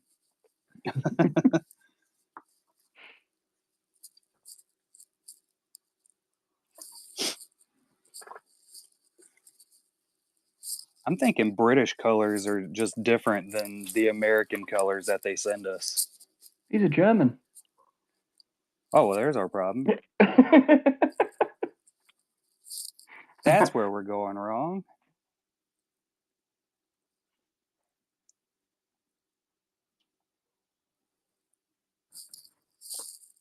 We were So- speaking in regular English. What's the American brand? Prismacolor are the American brand. Yeah, well, that's how I got the terracotta. That's the Prismacolor. Yeah. Premier, though. They're the good ones. They're the posh ones. As good as they get, I believe. They snap a lot. Yes, they do. So very much. And you know what winds me up about Prismacolor? This cerise noir or whatever it is, this dark purple one. What winds me up about Prismacolor is they don't line the lead up, and then you end up when you sharpen it, you end up with a really. Can you see the difference there between the points? Is that what actually causes that? That's what causes them to snap, yeah, because they're not lined up properly. And Prismacolor are notorious for it.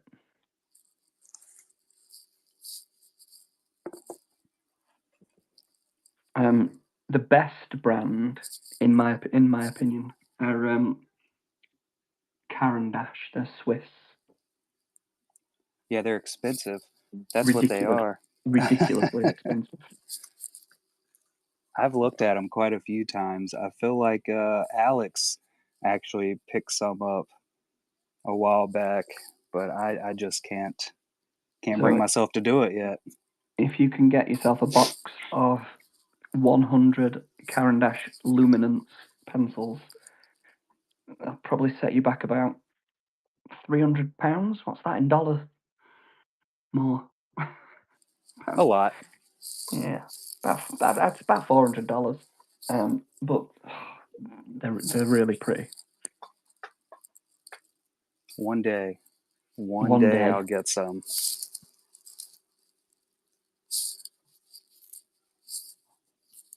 What do they look like? Let me see if I've got some leftover ones for you to look at. There we go. So they look like that. Luminance. And yeah, they're. It's amazing they make the best ones look so not best. Oh, when you've got them in hand though, oh, perfect. And look, perfect, lads. Oh. And they're so buttery smooth.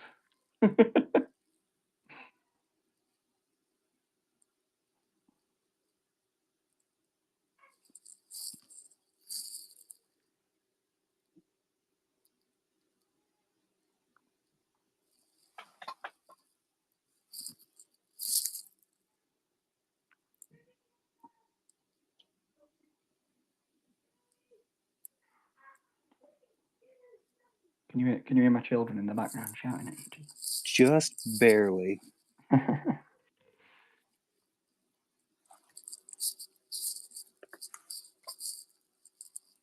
think they're playing some sort of chasing game.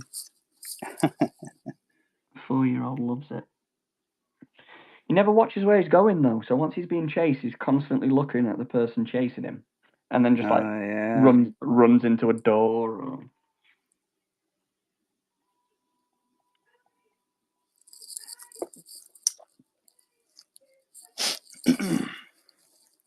What's up, bird dog? How does exactly what work? Ooh, What's the we got question? questions from the audience. Yeah, I think we probably had a bunch that we completely missed. Well, it's either I have the chat up and not see what you're doing, or we have the... Oh, we don't, and I can... Well, to be quite honest, I've not been paying that much attention to yours, have I?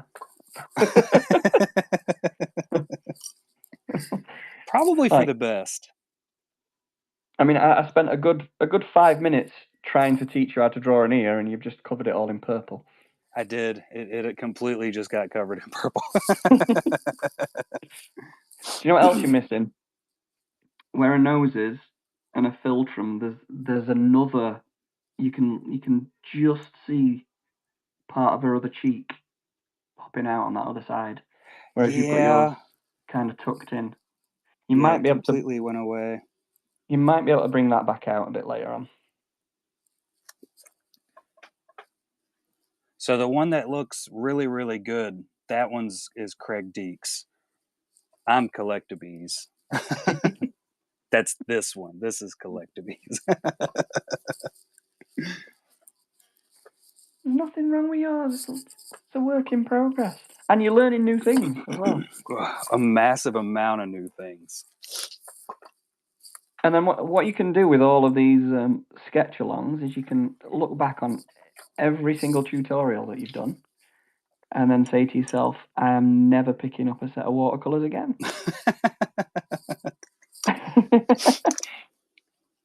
Yeah, so this is a class type setup, Bird Dog. If you look in the shop, I have a massive amount of artwork from a massive amount of different artists. We actually have one pinned up here at the bottom. That's a Craig Deakes painting. The Silver Surfer, well, I guess it was mixed media, yeah. Oh yeah, threw everything at that. Yeah, so airbrush, pencil, gouache everything. paint, everything you can think of.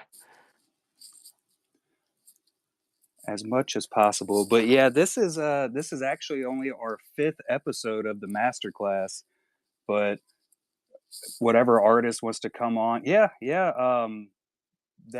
I'm live, and then Craig Deakes is co-hosting along with us. Hi. Who am I That's Craig talking Deakes. to? This is Bird Dog 911. Bird Dog. I like Bird that. Dog.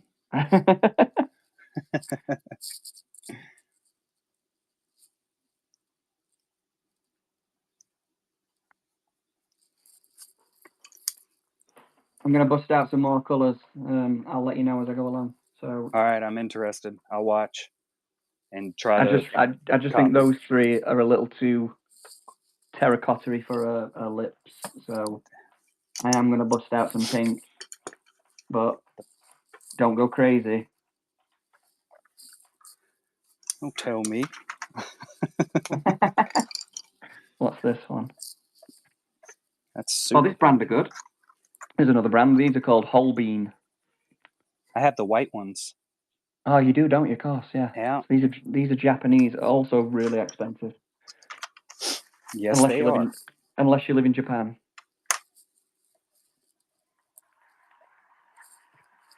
Spray paint murals, huh? Ooh. That's pretty cool. I've seen some super crazy spray painted pieces over the years, and I know Candace Clemens was actually talking about she was going to start trying to do some of the stuff like that. This is a channel for both, Bird Dog.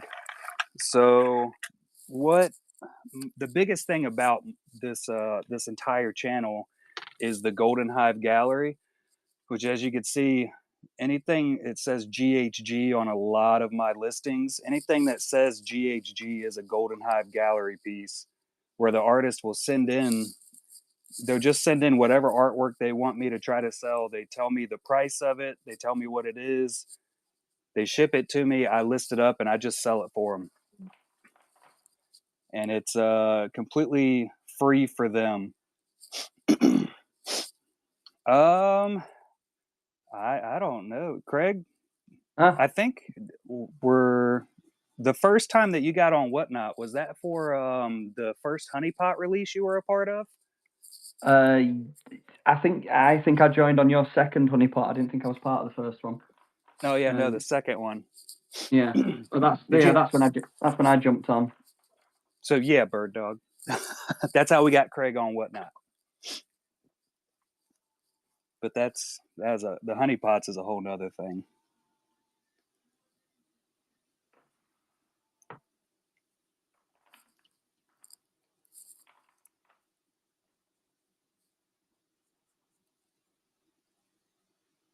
So I'm trying to find a colour to blend this out underneath her chin. It's a little bit dark at the minute, so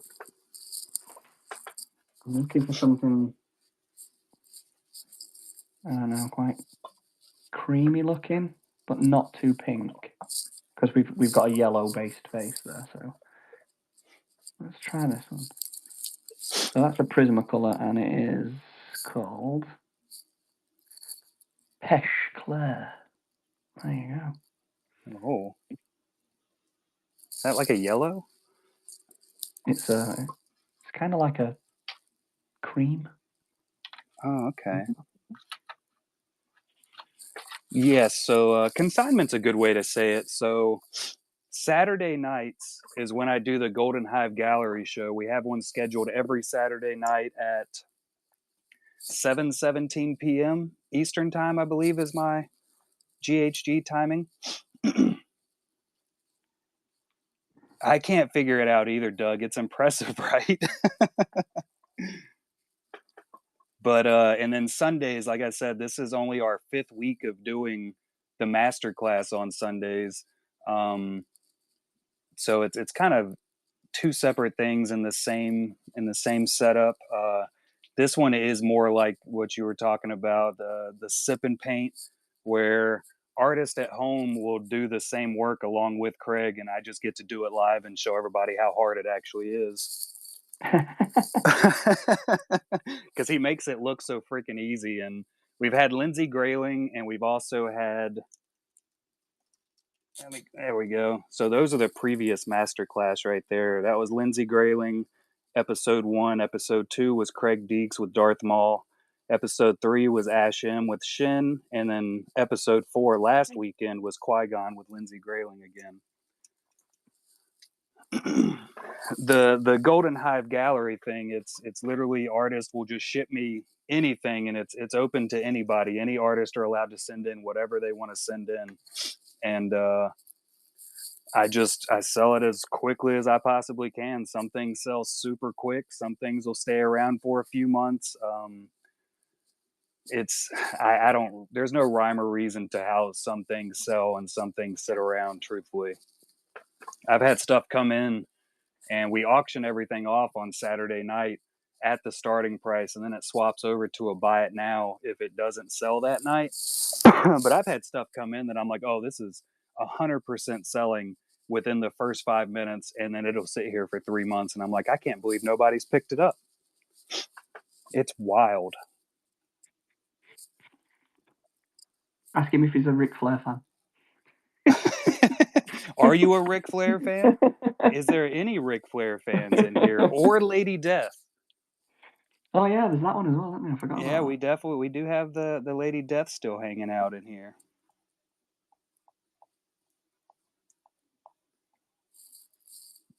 Because those things are insane. It's the original 16 by 20 is the number, right? Original 16 by 20 paintings that were then used to create the comic books. So it comes with a special Craig Deakes comic book. One of 2. One of dose. That's not how many there were made. It did actually go out to print. Yeah, that was just the special Craig Deakes ones. Yeah, Josh Bailey here. This would be your second weekend having artwork into the Golden Hive Gallery. I don't remember how many you sent altogether though, but definitely made some solid sales on them. Good Lord, 26. So we've sold 16 of them, so well over 50%. That's not bad. I looked it up and I was doing a little bit of math for, because the Golden Hive Gallery, the first year of it actually being in action was last year. Um, and I think we had like 1,200 pieces. It was 1,200 pieces in all that got sent in, and we sold 848 of them. That's pretty good numbers, if you ask me. I think. It's really good. Really good. And the final number was like over $46,000 sent directly to artists. So that's after the whatnot fees and everything. That's insane. I never thought it would get as big as it did. Like I never expected it.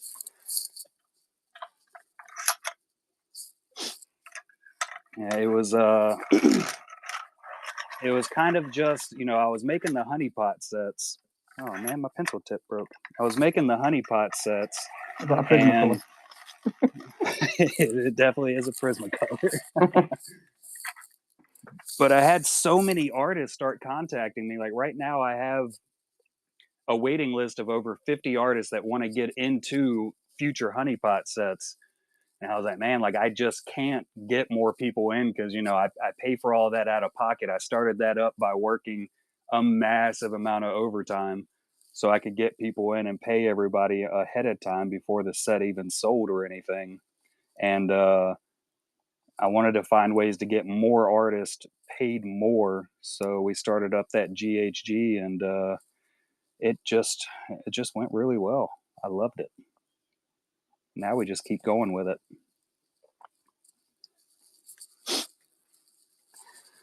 Mine doesn't really look like Cara Dune anymore. I definitely screwed up a lot of the. Take your fine liner, Uh-huh. a 0.3 or maybe a 0.1. 0.1. And can you still make out the outline of a face? Enough. So, that's not a 0.1, that's a 1. Let me check. Okay, there's a 0.1. So on yours, if you have a look at mine, I've used my 0.1 to define the edge of a nose because she's got a really strong nose line. Yours is blending into the part of her cheek that you can see. It's blended into everything. So do you see her eyebrow? Uh-huh. Follow it round. Right here. Yeah. And follow the contour of the edge of her nose. Don't sketch it. One. There you go. You'll end up giving her a furry nose. Stop. All right. And then remember what I said about the part near her philtrum. So her philtrum is directly under her nostril. So if you go to the left of that, you can see part of her cheek popping out around her top lip. So curve that in.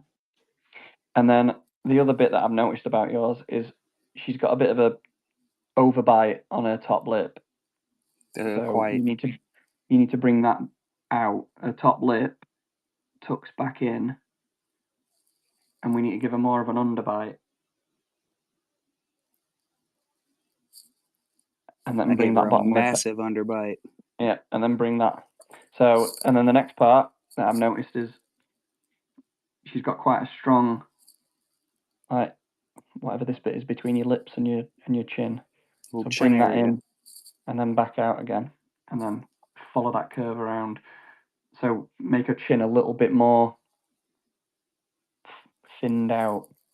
So do you see where you've got on yours? You've got like a strand of hair running down past her chin. Right here? Yeah, that's making it look like she's got a big chin, and she hasn't. So bring that chin in and make it connect to her shoulder plate. Kind of like from here from to there, here. yeah, and follow it around. That's right. I gave her a turkey neck.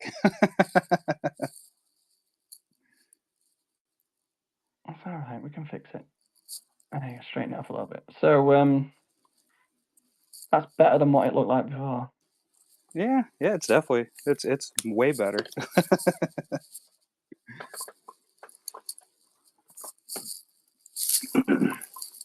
Right, where were we? Oh, I don't know. I got to run in my mouth. So I'm probably not going to do any more with her face, but what I did while you were talking business was I mainly used the dark terracotta colour to just bring out her eyes.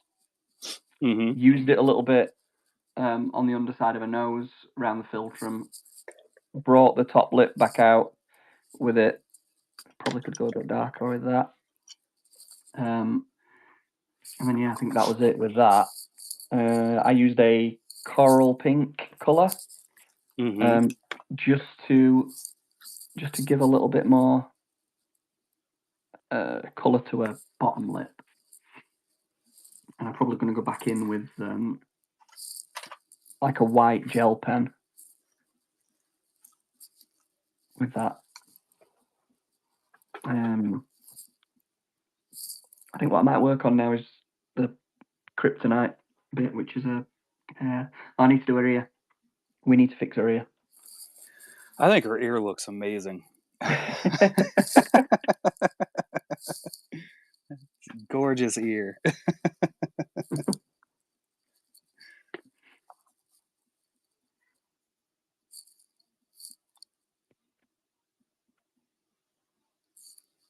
I'm just going to bring the shadows back out on her ear. Mine's entire ear is a shadow. Yes, it is. So I should probably go in with a light color? No, not yet. Nope. Follow my lead. Following the lead. Bust out the black. And then we're going to concentrate on 3 areas. So this part here where her ear and her hair meet. Ear hole area. Yeah. The middle section, which is where like the inner cartilage. Weird circular ear area, got it. That bit, and then the bit there that tucks under the whatever the top part of the ear is. So we're just going to work on those. The ear flippy over, foldy over bit. Yeah. Yeah. And then when you've done that, you got a white. Definitely. Don't use the whole beam one because you won't get a fine enough point on it. If you've got a Prismacolor white, that's perfect. I do.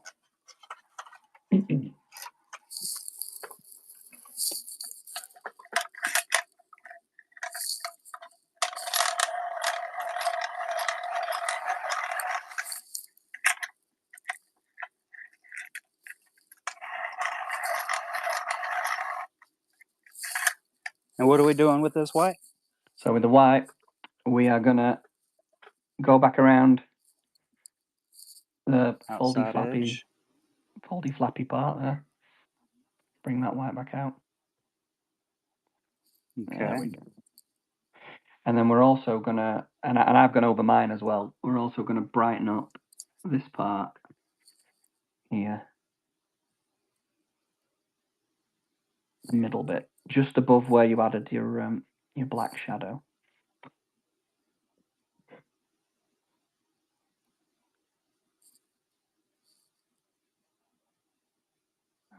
Put a little bit down there.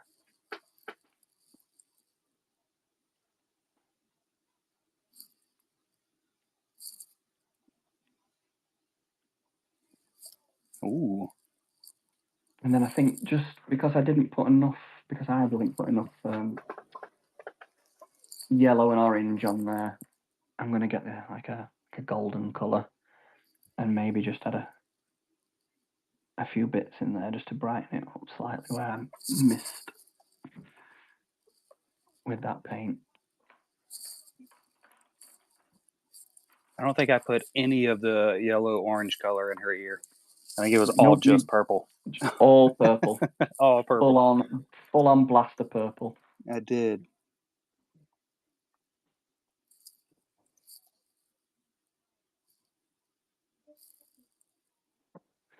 That doesn't even work. Have you tried using any of the orange that's like ridiculously bright? Can't get my words out. I could tell. Mm. I mean, I've definitely used some pretty bright oranges. Like they don't blend very well. They're like really chalky. Yeah, I think I've been able to use the little triangular Castell ones. This is like the black edition, super cheap. It came with a lot of really bright colors though, and I've had some luck with quite a few of them. Other ones they just are trash. There we go, luminous, like luminous orange, like really bad.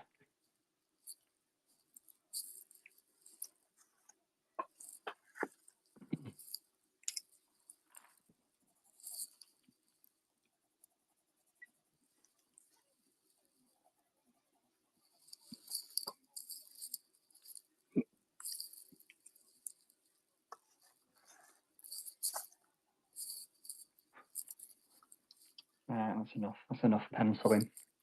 That's that penciling nonsense. Right, what else am I going to do? Right, so hair strands. So what colour have I Hair got strands. here? Hair strands. What does that say? I don't even know why I even bother reading the colours out. It says smalt blue. What the hell is smalt? What's smalt? It sounds What's like this one say? volcano ash. Yeah, what's this one say? That I don't think I've ever used this one. This is called Wisterin. Wisteria? No, I don't say wisteria. Wistr. Oh no, it does say wisteria.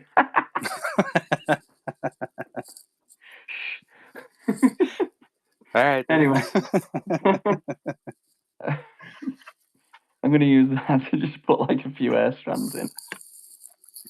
Let's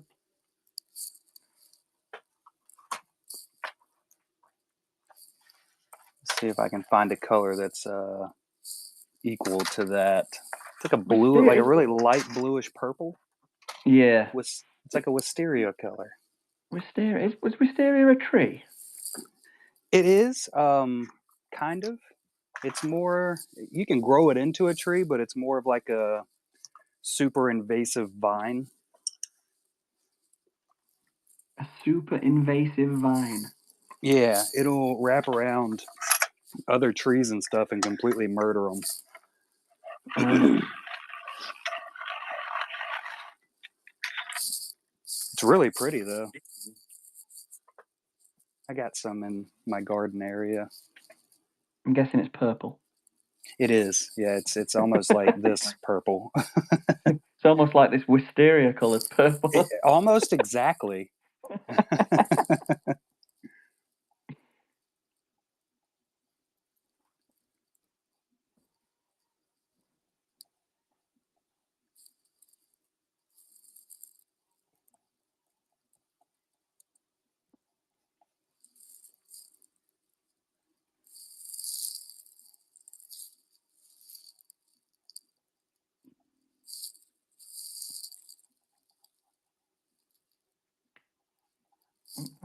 My pencil snapped. Don't you just hate it when that happens?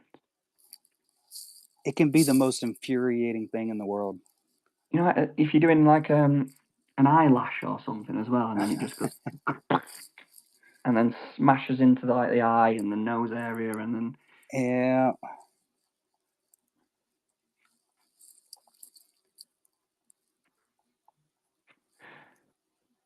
So this is another thing that really bothers me, like spending hours and hours drawing hair strands. Ugh. Nobody's got time for that.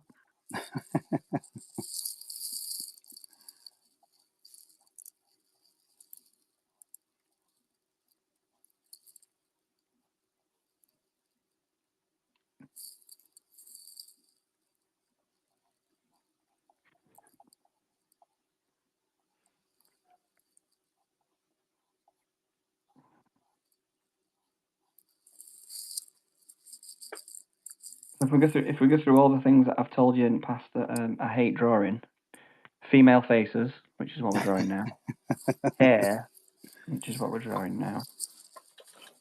So, if anybody wants a commission, it's got to be a bald monster.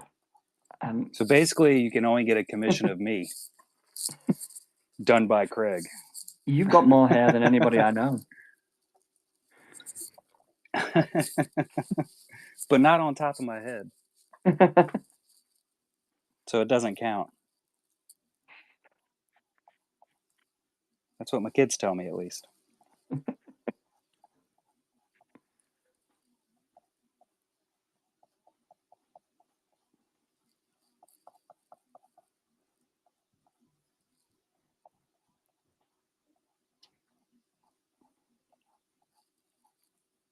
All right, I'm going to do the bit I've been dreading now. You need more black on yours, buddy. Yeah, maybe a little bit. The bit I've been dreading, he says. You've been moaning about every single thing on there. What else could you possibly not like drawing? Clothing. So it's going to be a naked, bald monster if you want anything doing. I have heard that from quite a few different artists. They're like, I don't want to do the clothing part.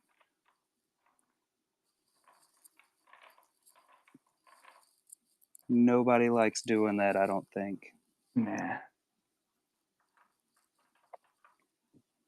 Clothes are overrated. Honestly, every once in a while, I enjoy doing some of it. Like the Bob Ross shirt, I'll spend, an hour or 2 hours just doing his shirt, trying to get the different folds and all the different stuff in there. Why would you do that to yourself? Like, it's one of those things I know I need to get better at it. Folds in clothing are just, oh no. Did I ever show you my my Dr. Evil that I did a while back? Have you got it to hand? I do, if I could reach it. Yeah. Look at that. Oh, wow. Right? The face didn't go the greatest, but I was super excited about his pants. You definitely did spent some time on that upper pant area. A little bit. Just a little bit. Oh, no. Why would you torture yourself? I enjoyed it greatly. Mostly because of how well it turned out when I was done. I was like, holy cow.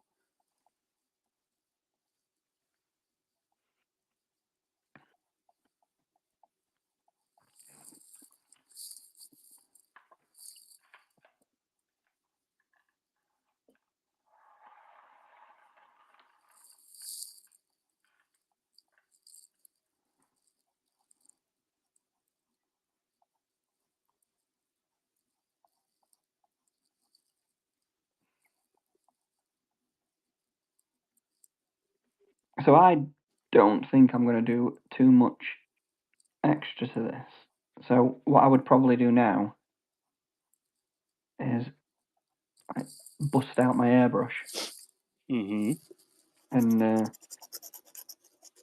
just add some more like shadowing into a face. I mean, I can do that for you if you want. I would not be sad to watch that happen. So it might be a little bit difficult, like I say, with a height. So what I might do is I might lift up my phone a little bit, so it'll be a little bit smaller. And then all you're going to hear is the generator going. So if you can handle that.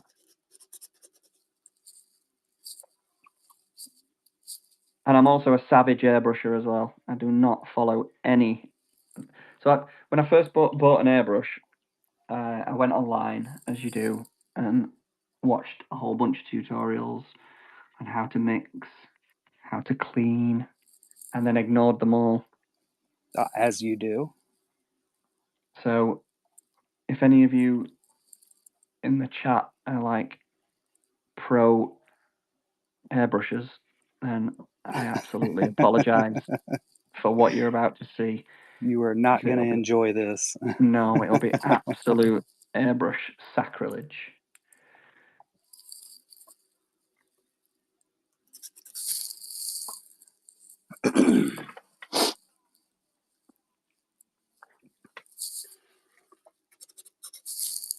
And Ben was talking about how hard it is to draw female characters. It's definitely the truth. So much freaking harder. It is. And children, anybody who's got a perfectly smooth face is like really difficult to draw. Because as soon as you get the tonal gradients even slightly out, it messes everything up.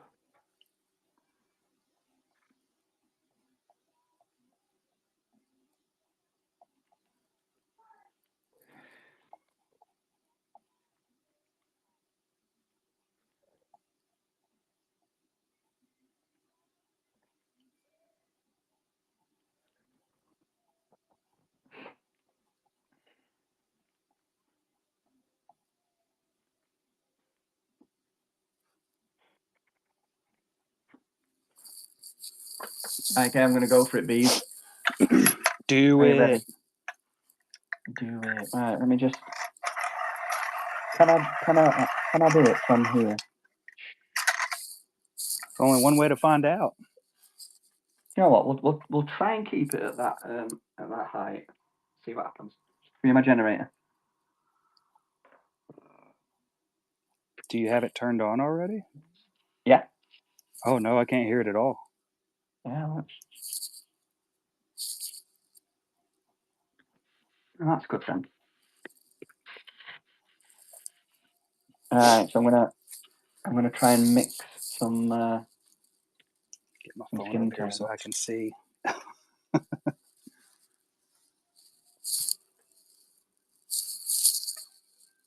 So have a look.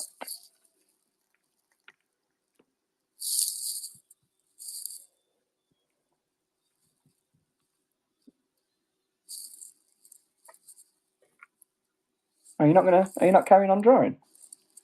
You done? Oh no, I'm still working on it. I had to bring the phone up so I could see what you were doing. Really? It was more important. It was more important.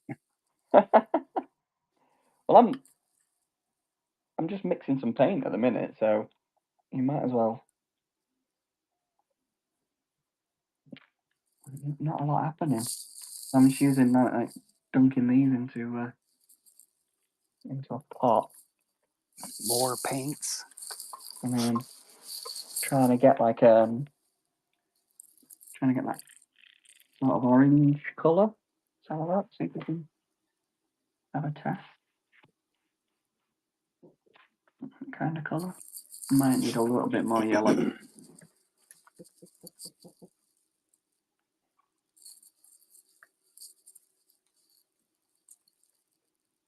How about that?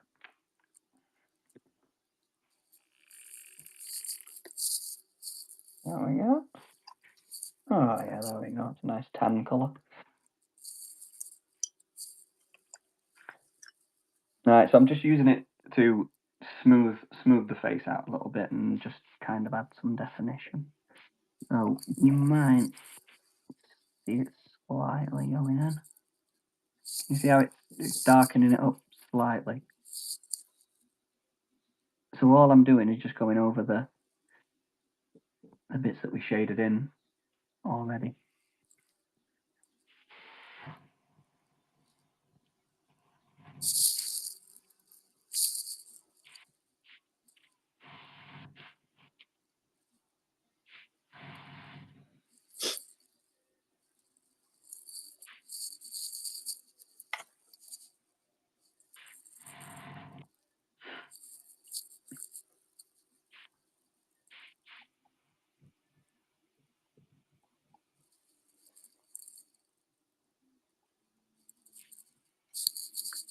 Oh.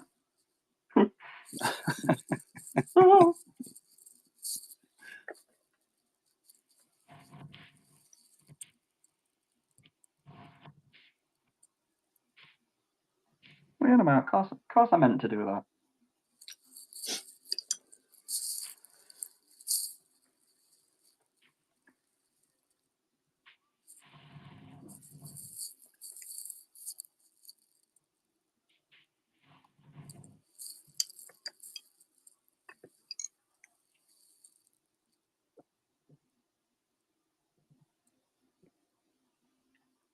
It looks very yellow on camera. It is not that yellow. Looks kind of orangish. Yeah. It's not that yellow in real life, I swear. Cameras just can't pick it up.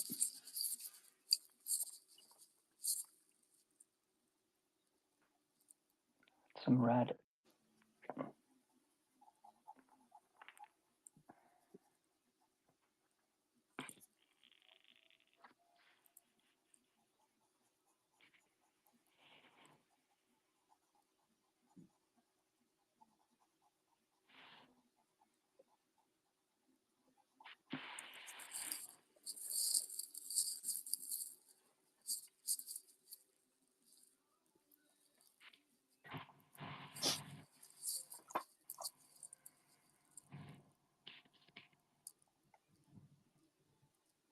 So apparently you're not allowed to.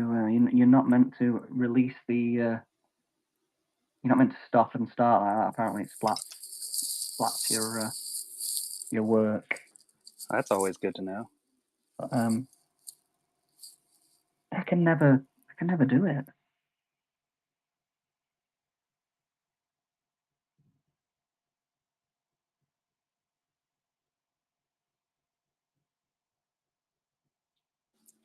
What's up, Endor?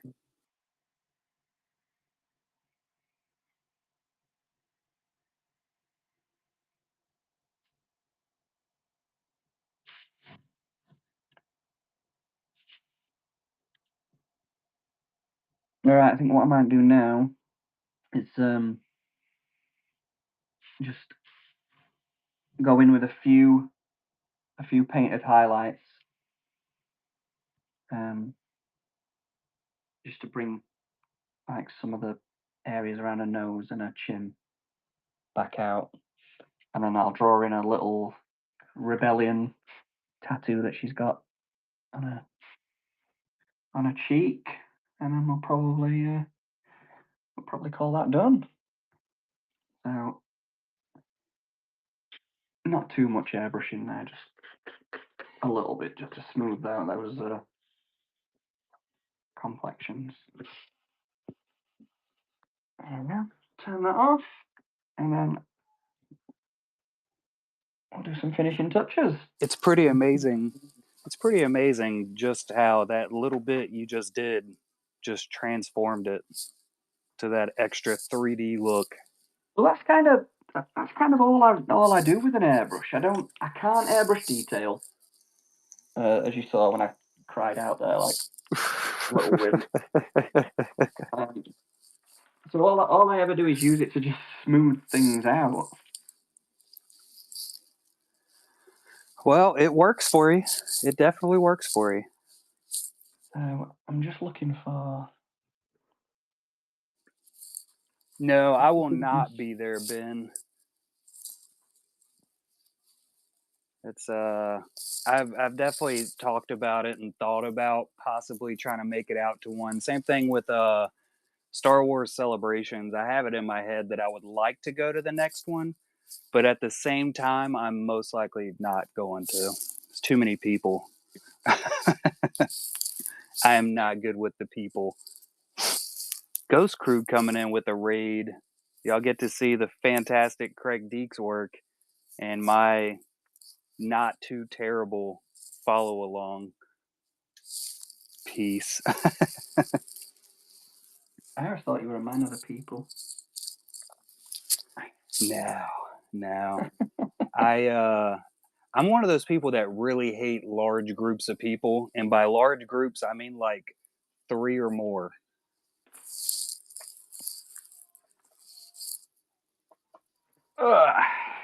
Right, so what I've done, where am I at now?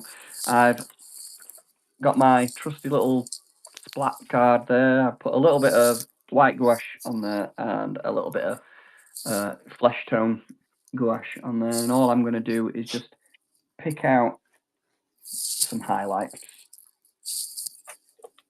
So this, do you know what?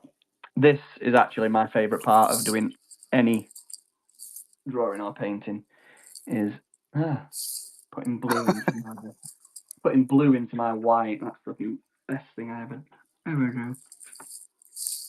Let's try again. Maybe use a different brush. Nah, push through with it. Let's see. This one. There we go.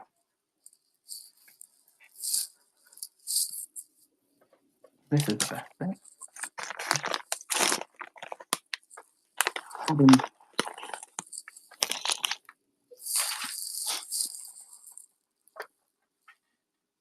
Just adding the white bits in.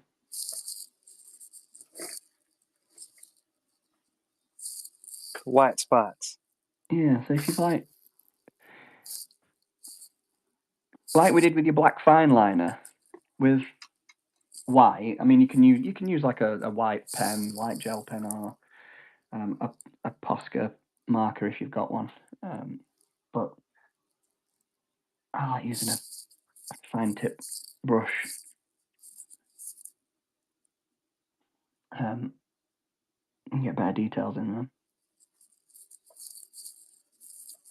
But yeah, you can use it in the same way as what you did with your black, to like outline stuff. So if you've messed anything up, you can bring it back out. So you can like add that lip definition. Back in like that. Maybe some of that nose shine. And you can start to reshape stuff. So there's a nice highlight on her chin there as well.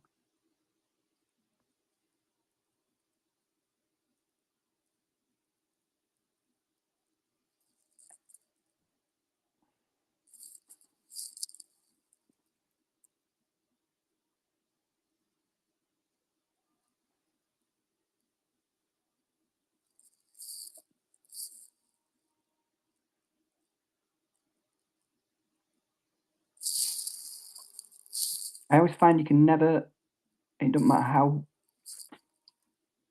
small your gel pen is, you can never ever get it like fine enough. I can't even get my gel pen to work. I don't use them. I don't use them anymore. time.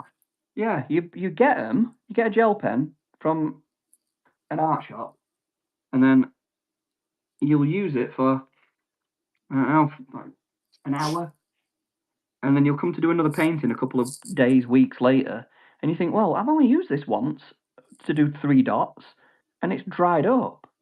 Mm-hmm. My exact problem I've run into.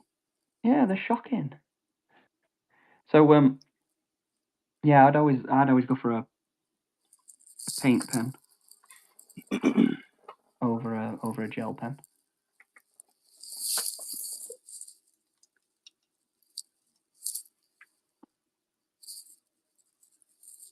Let's see.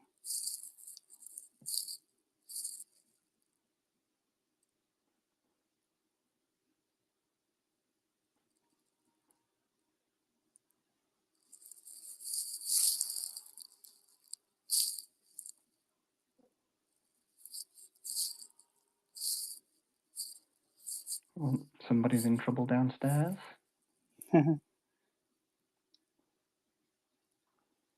Helping himself to sweets without permission. Oh yeah. Cupboard raiders.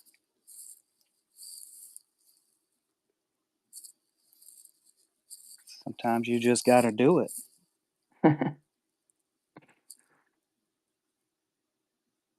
sometimes I feel like such a hypocrite as well, because I used to do it when I was a kid. Oh yeah.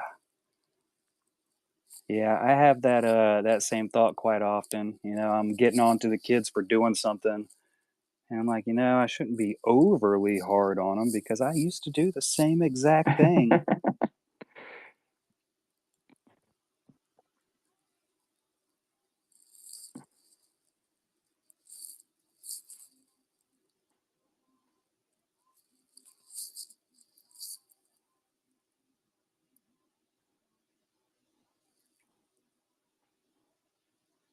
You still working with a purple?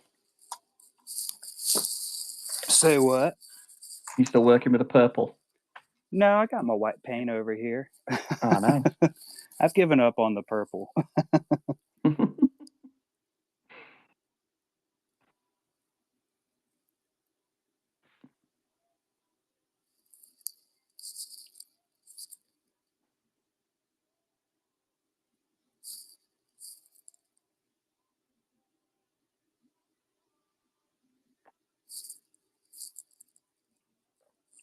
Yeah, this is definitely going to be one that I go back and do a secondary one of, no question.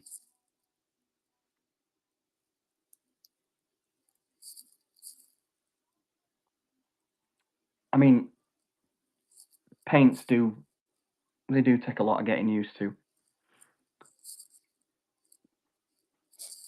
It's not just a case of like slapping it on like I make out. You can do. there is a certain element of control that's required, and like I say, I did that yesterday to make sure that I did it right. So I've had a practice go as well.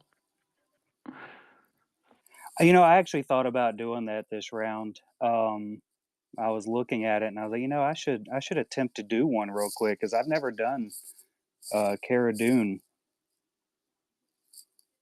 and then I didn't. I did a Bob Ross instead. And then I just didn't. I just did Bob Yeah. instead. I figure, honestly, I think it's more fun learning it in the moment and not having any idea what's coming. No, I get that, and it's more honest as well. Yeah.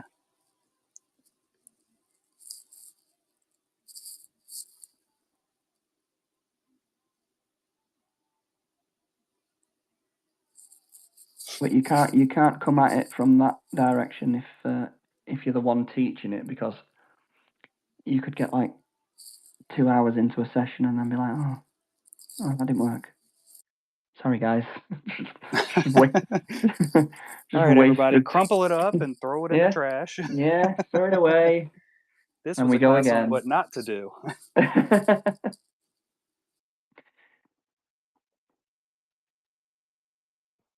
Well, we are on whatnot, so there you go. Here's what not to do. Another old timer joke, I see. Oh yeah, I know you were going to say that. Speaking of old timer, I've lost my black coloured pencil. It's gone. I don't know what I've done with I've lost 2 white pencils since we started this. it. It's all right. I found it. I put it in with my paintbrushes. They're in with my paintbrushes.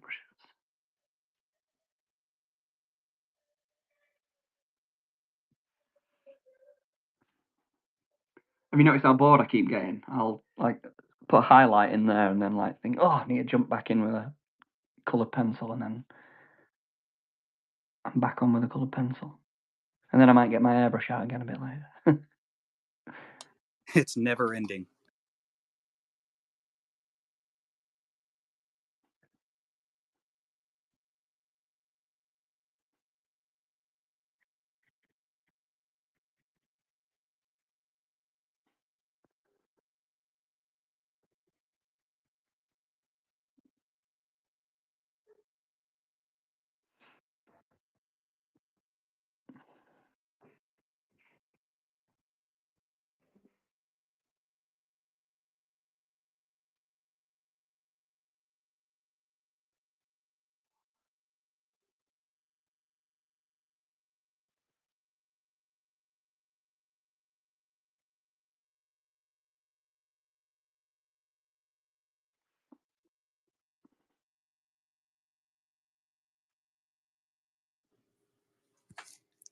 I had to unplug my headphones so that I could plug up my phone because it was about to die on me.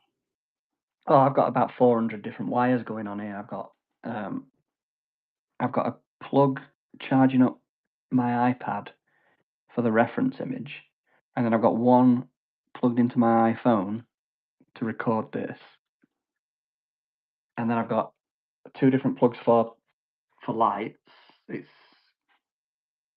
an absolute mess of wires.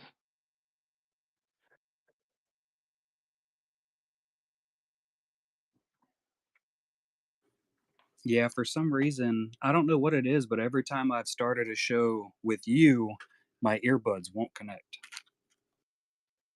Has that happened again this time round? It did. I had to use the corded Apple ones, which I hate.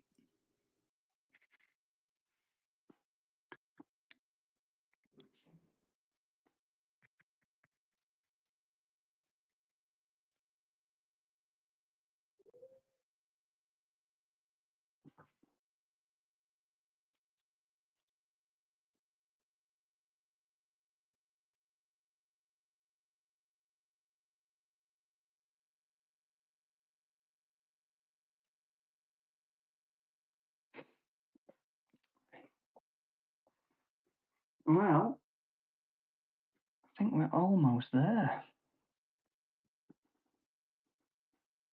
How are you feeling? Fantastic.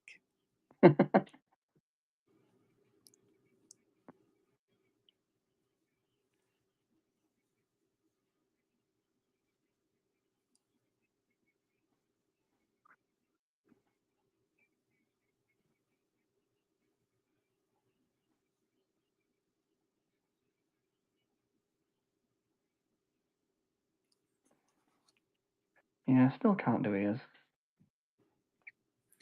Ears are for losers. They are.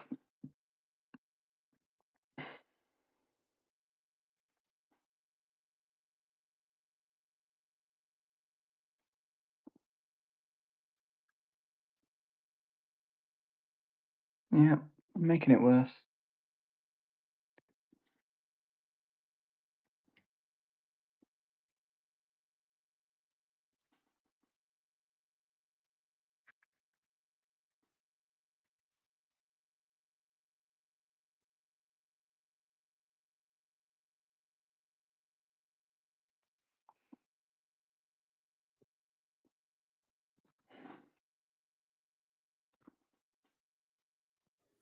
Yeah, the different pencil gripping. It's definitely an interesting thing to see. Oh, I get this I've all seen, the time. yeah, I think I saw it pop up like 4 different times in the chat. Oh, yeah, it's not a superpower. It's more of a disability. Yeah, we talked about it the last time. We did. The last show, but that was the first thing I asked was, "Is that why you draw so good? Because you could do you hold your pen like that?" And he was like, Nope. "Nah, that's not the It's case." it's actually a hindrance. It can get uncomfortable at times, but I've been doing it for so long, I just can't. I can't. It just doesn't feel right anymore. Not making people feel better now. I don't like it. No, neither do I.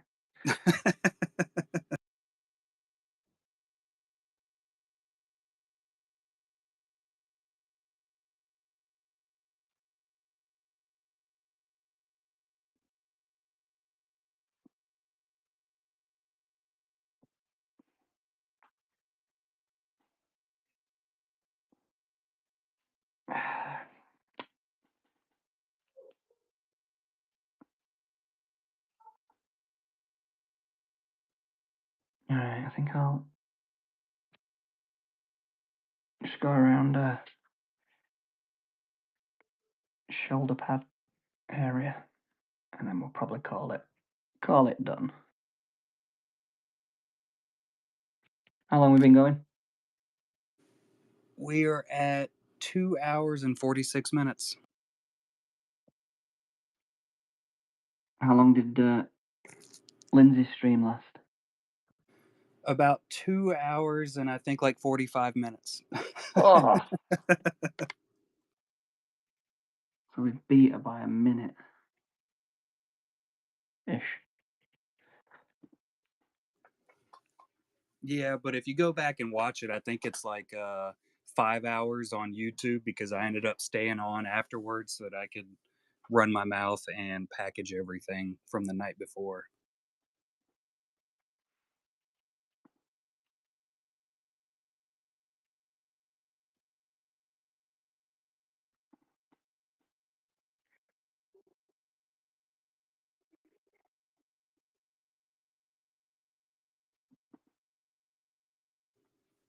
And did you still use that? Slowly. Did you still use that as part of your live stream? So if you go on YouTube, is the 5 hours of you ranting and packaging?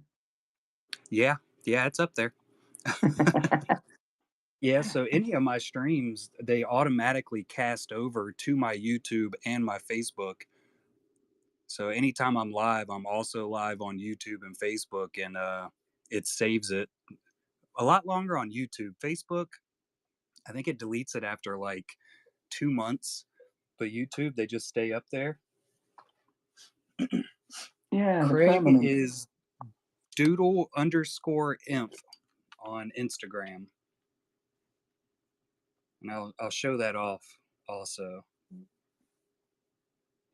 Oh, thank you. Little bit of promotion there. Yeah, you think I'd be better at doing that. Yeah, here you go. That's Oh, there we Craig are. right there.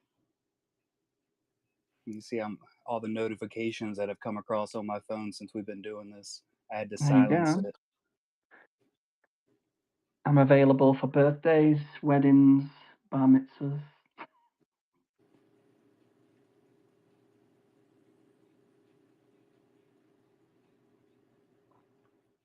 And there's some of Craig's work. This one is currently in the shop. That's a comic book. That's not finished on that one. Show the finished one. There you go. Oh yeah, there it is. Yeah. So that one is in the shop right now. This is his Lady Death. This is the 16 by 20. It's massive, and I can show that off here in a minute too. The actual piece, and it should be a Rick. Where's the Ric Flair? He's down here somewhere. He's down there somewhere. Oh, there's some book edges. Yeah, these were all for Ronsky, right? Yeah.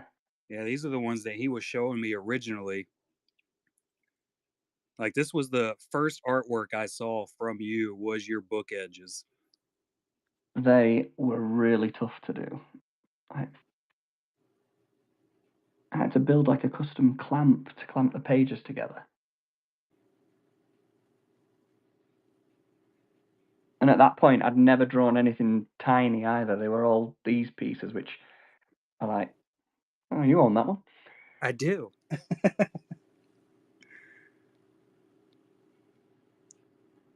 This one's in the shop right now also.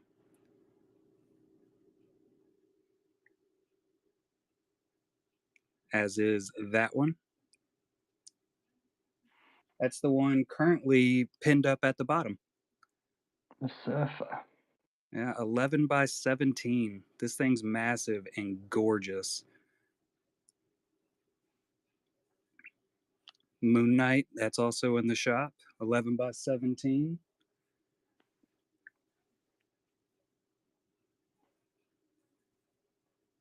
I think there's a time lapse of the Moon Knight.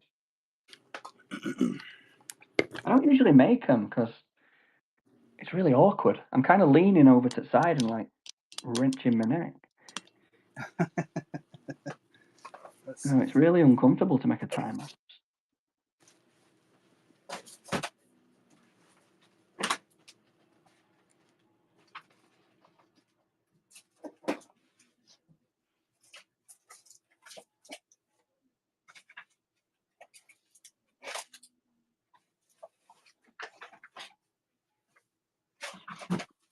Oh, these, you know what I'm going to do just for you? Just for you, I'm going to go in. I'm going to go in with a 0.05. Oh yeah. Look at that. Thinner than a hair strand. And It's I'm going the to best do one. I'm going to do the little Rebel Alliance. There we go. Tattoo on her face. So that's the Lady Death. Like I said, it's currently in the shop. Look at that. Good God. It's massive. Normal size card. And then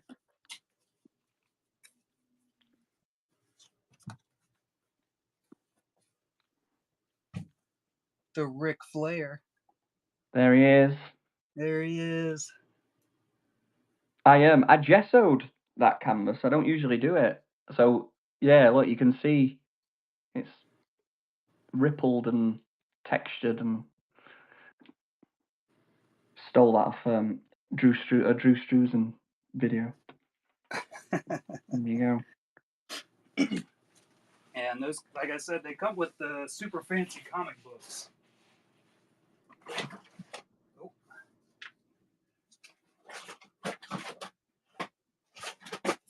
Whew.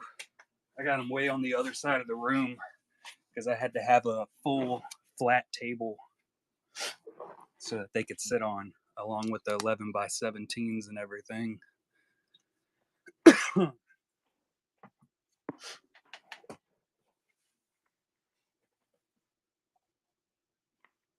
I don't know whether or not I should be using the hairdryer on this. Last time I peeled that off, it took half of the card with it. Oh yeah, that's always fun. I think I'm going to do that. I don't want to get to this stage and then just completely rip the card to pieces. So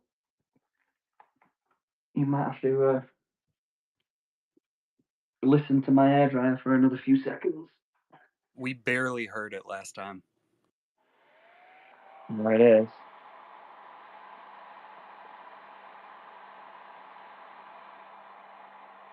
Ooh.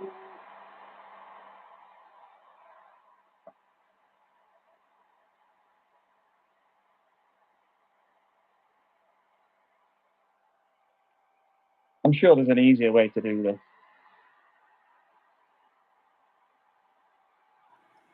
I just don't take mine down. Oh, I can't move mine around. It's weird. If I see it in another orientation, it throws me.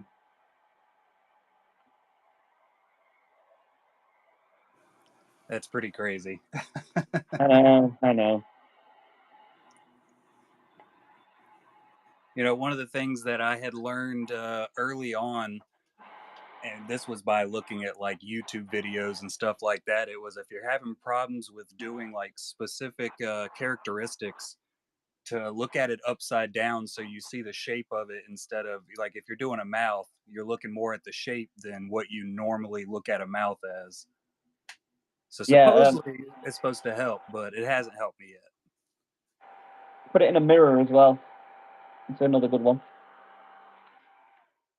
So if you hold it up to a mirror, that's another. You'll instantly see, like, oh my god, that eye's wrong.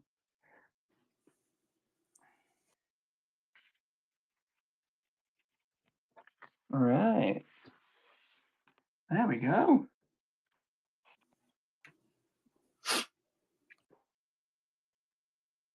Ta-da. Absolutely. Appreciate you coming in, bud. No worries.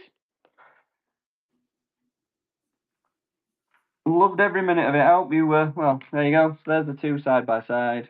So they're pretty similar, I think. Very. There we go. Not much difference. Yeah, this is another absolute win. There was a lot of new stuff, a lot of new techniques. Yeah, I think we went a bit crazy with techniques this time around, didn't we? and that was I think it was perfect. I absolutely loved it. Good. Well, I hope it's not put you off doing painting. Honestly, it just makes me want to try a little bit harder and get better at it quicker.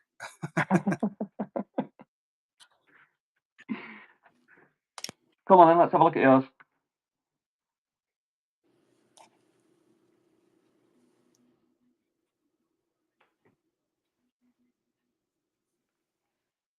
Needed some more orange, didn't it? Yeah, a little bit of orange. I didn't even do her Oh. arm or her armor. I completely just skipped all of that. See, I told you, it's what people hate doing. Nobody wants to draw clothing. Yeah, I guess you're right.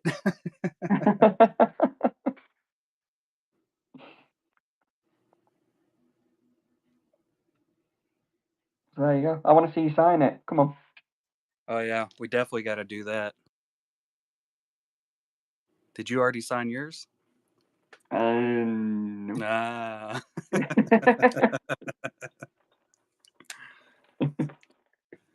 Zoom in here to it. I hate my handwriting. It's terrible. Oh, mine too. I was literally about to say the same thing. I want everybody to be able to watch how bad my handwriting is.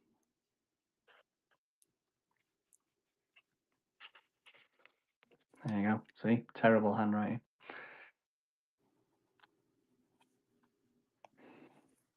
Nailed it. Nailed it. Yay! Happy days. Which one do you prefer?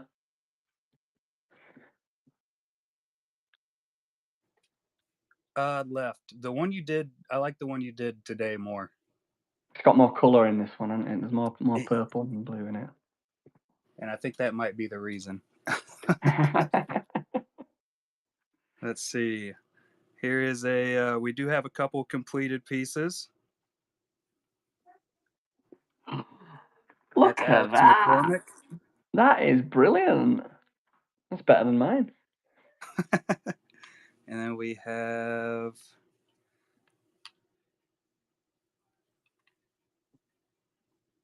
got Josh Bailey. How do I get the chat back in? Oh, there we go. Done it. Oh, yeah, that's good. I like the green. Yeah. He said he failed miserably at his, but honestly, his looks better than mine. And we got Ben here. Another absolute banger. See, it's that colour combination. Look at it. It's like psychedelic rainbow colours. I love it.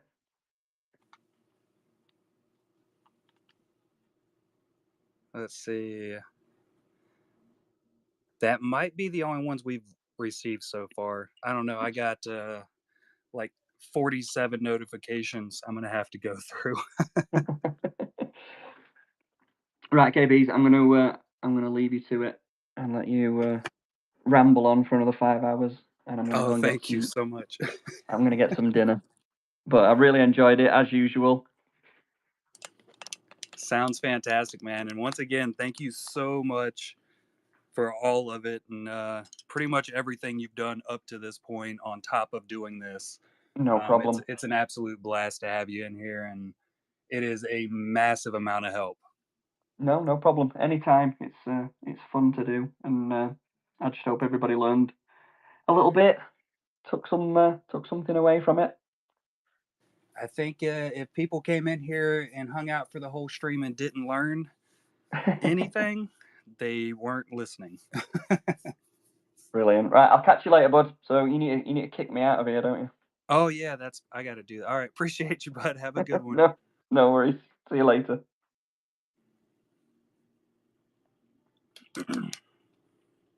Fantastic. That was awesome. First Cara Dune completed. Mostly. I didn't even put her tattoo in. I think I'll add that in still. That's one of the biggest things I think I've ran into. And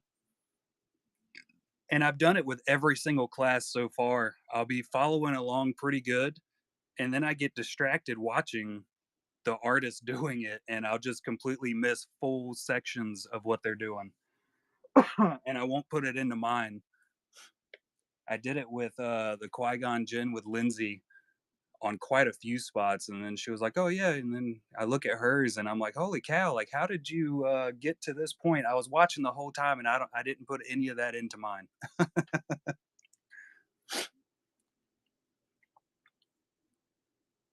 Yeah, that's one of the really big things I say, or I believe, like getting the basic shapes of the eyes and everything makes a really really big difference going forward. Like I can't zoom in on anything, but I screwed up really bad on the Padme on her eyes. You could see that I'm just really bad at eye placement, I guess, for the most part. Shin's eyes came out good for where they were, but both of these, and it's exactly the same eye on both of them that are all lazy. Maybe I squint while I'm doing it. I don't know. It's not even in the right spot, but you can definitely see just from the master classes I was doing. You could see like how much better it got all the way to the Shin. Carmen Electra. That's a win. Lots of Carmen Electra fans out there. There's no question about it.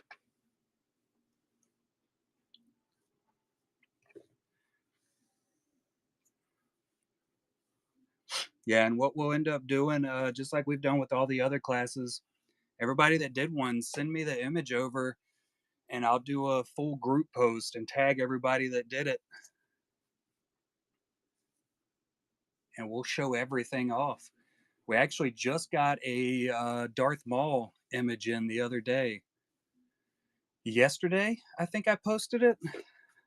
Let me check. I'm not good with remembering dates and times.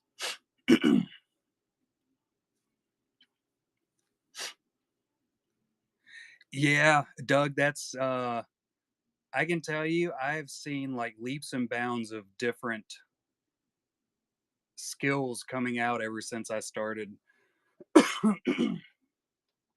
Excuse me. If I can just figure it out. Oh yeah, here we go. So when did I post this? Where's the date? Oh yeah, it was 23 hours ago. So just yesterday, we got another one in. This was Squatchin'. Houday Squatchin'. But he finished this one up off of the YouTube video. That's the YouTube right there also. You can see all the previous master classes. Oh, so it was only 3.5 hours. Maybe I lied to Craig about how long the other ones went with Lindsay. And then next Sunday, we have one set up with Ash M. That mall class was insanely awesome. Seeing how he put those colors in just it threw me off quite a bit. There we go. So that's on the 8th. I'm gonna have to go in and change it because I screwed up that time also. Let me fix that. It's supposed to be in the AM just like usual.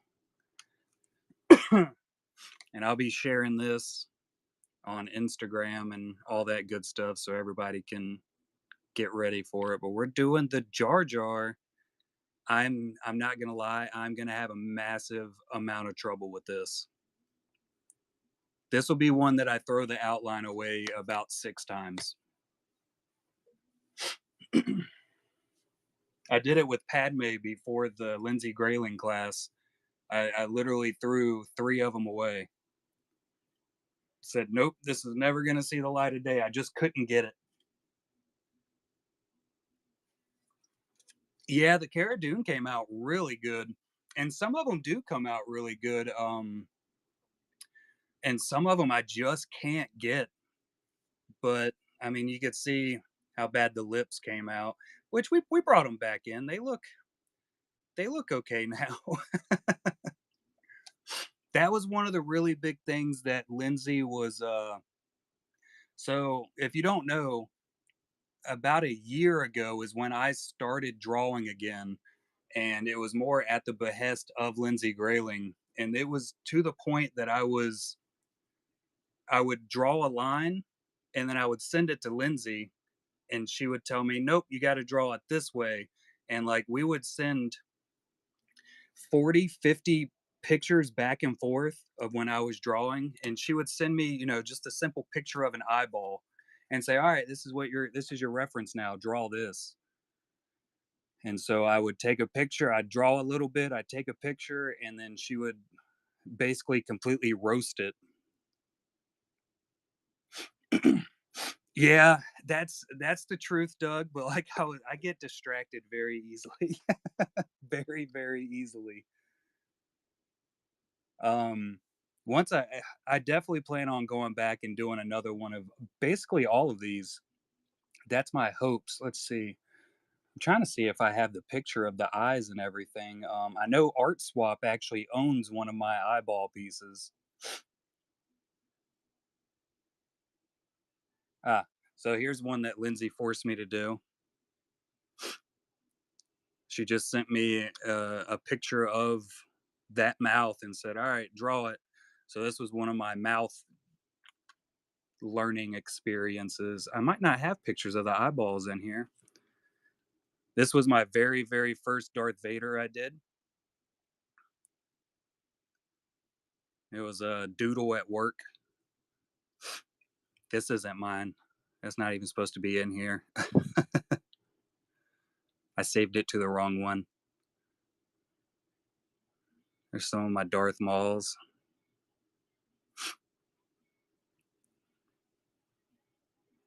Where is the eye? Yeah, the clone.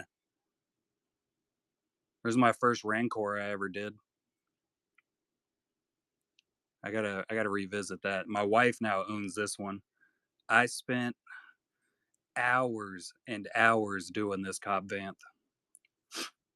And I think that's my very first Bob Ross card I did. On the Bob Ross, I believe. That wasn't the very, very first Bob Ross I did though, because the first one I did was on just on my regular PSC, I believe. That's Lindsay Grayling's hand. She sent me a picture of and told me to sketch it. I think she was joking when she sent that to me, but I did it anyway. That's my 8.5 by 11. It's actually hanging out up there. I did the Darth Maul, and then I did the Boba Fett. That's the only two larger pieces I've ever done.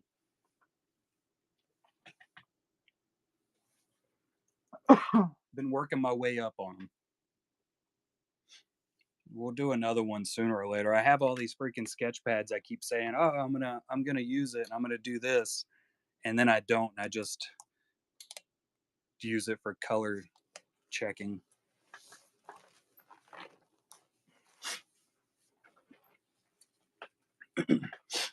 But yeah, back to what I was originally trying to say. That was one of Lindsay Grayling's like really big things was the basic facial shapes and drawing the same thing over and over. You like trying to draw an eyeball, and I didn't have trouble drawing eyes per se. Like I could sketch out an eyeball real quick. It didn't look good, but it had the basic shape. But getting all the smaller details in, anytime I tried to get a smaller detail in, I just washed it out completely. So it just made the whole thing look terrible. And like trying to get the little corner in an eyeball where the tear duct is, like right beside the nose, I still can't get that. As many times as I have attempted to get it and do it better and better, I still screw it up almost every time. It's like an impossible feature on a face. One of these days, though, I'm going to do it. And I'm like, hell yeah. And that'll be the first and last time I ever get it right. After that, I'll just continue smudging it. I'll smudge the heck out of a sketch right now.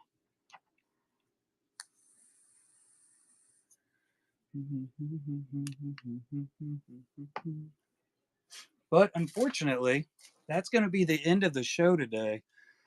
I'm not going to sit up here and talk for 2 hours. I'm sure my daughter is chomping at the bit right now to go out and play in the snow, and I told her I would. So I'm going to go hate life for like 30 minutes because it is like 19 degrees outside. Yeah, sounds good, V. Send it over. And what I've been doing is posting it on Monday, so that gives everybody time to go in and finish everything up, or redo another one. I've done that before. So yeah, send it over, and as I'll probably try to post it up tonight. Everybody that purchased today, also, I remember seeing all of them come through, but I didn't really pay attention to what sold. But I will get them all set up and ready. It looks like 606 went through and picked up a bunch of stuffs. Very nice. And I was a terrible host and just kept doing whatever I was doing. But yeah, we'll get the Instagram post set up, and we'll get everything packaged up tonight. Everything's gonna get slowed down leaving out of almost the entire East Coast at the moment because that huge snowstorm we had come through. I got like 14 inches of snow out in my yard right now. I've never had that much snow ever. It's disgusting. But all right, everybody.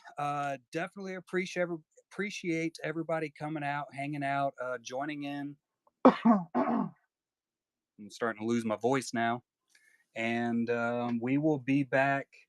There's a chance I might do some pop-up shows this week if work does get canceled all week. We'll probably do a quick little Golden Hive Gallery pop-up where I just get up here and run my mouth. Maybe we'll work on the new Bob Ross card. I have one set up and outlined already. I just got to go in and color it. But I will see y'all next time. I hope you have a fantastic week, and let's see if we got somebody to raid. Who's on right now? Ooh, Cassie Rose is on for Arts and Prints. I don't think I really know any of the other names, so we're going to head over to Cassie. Later.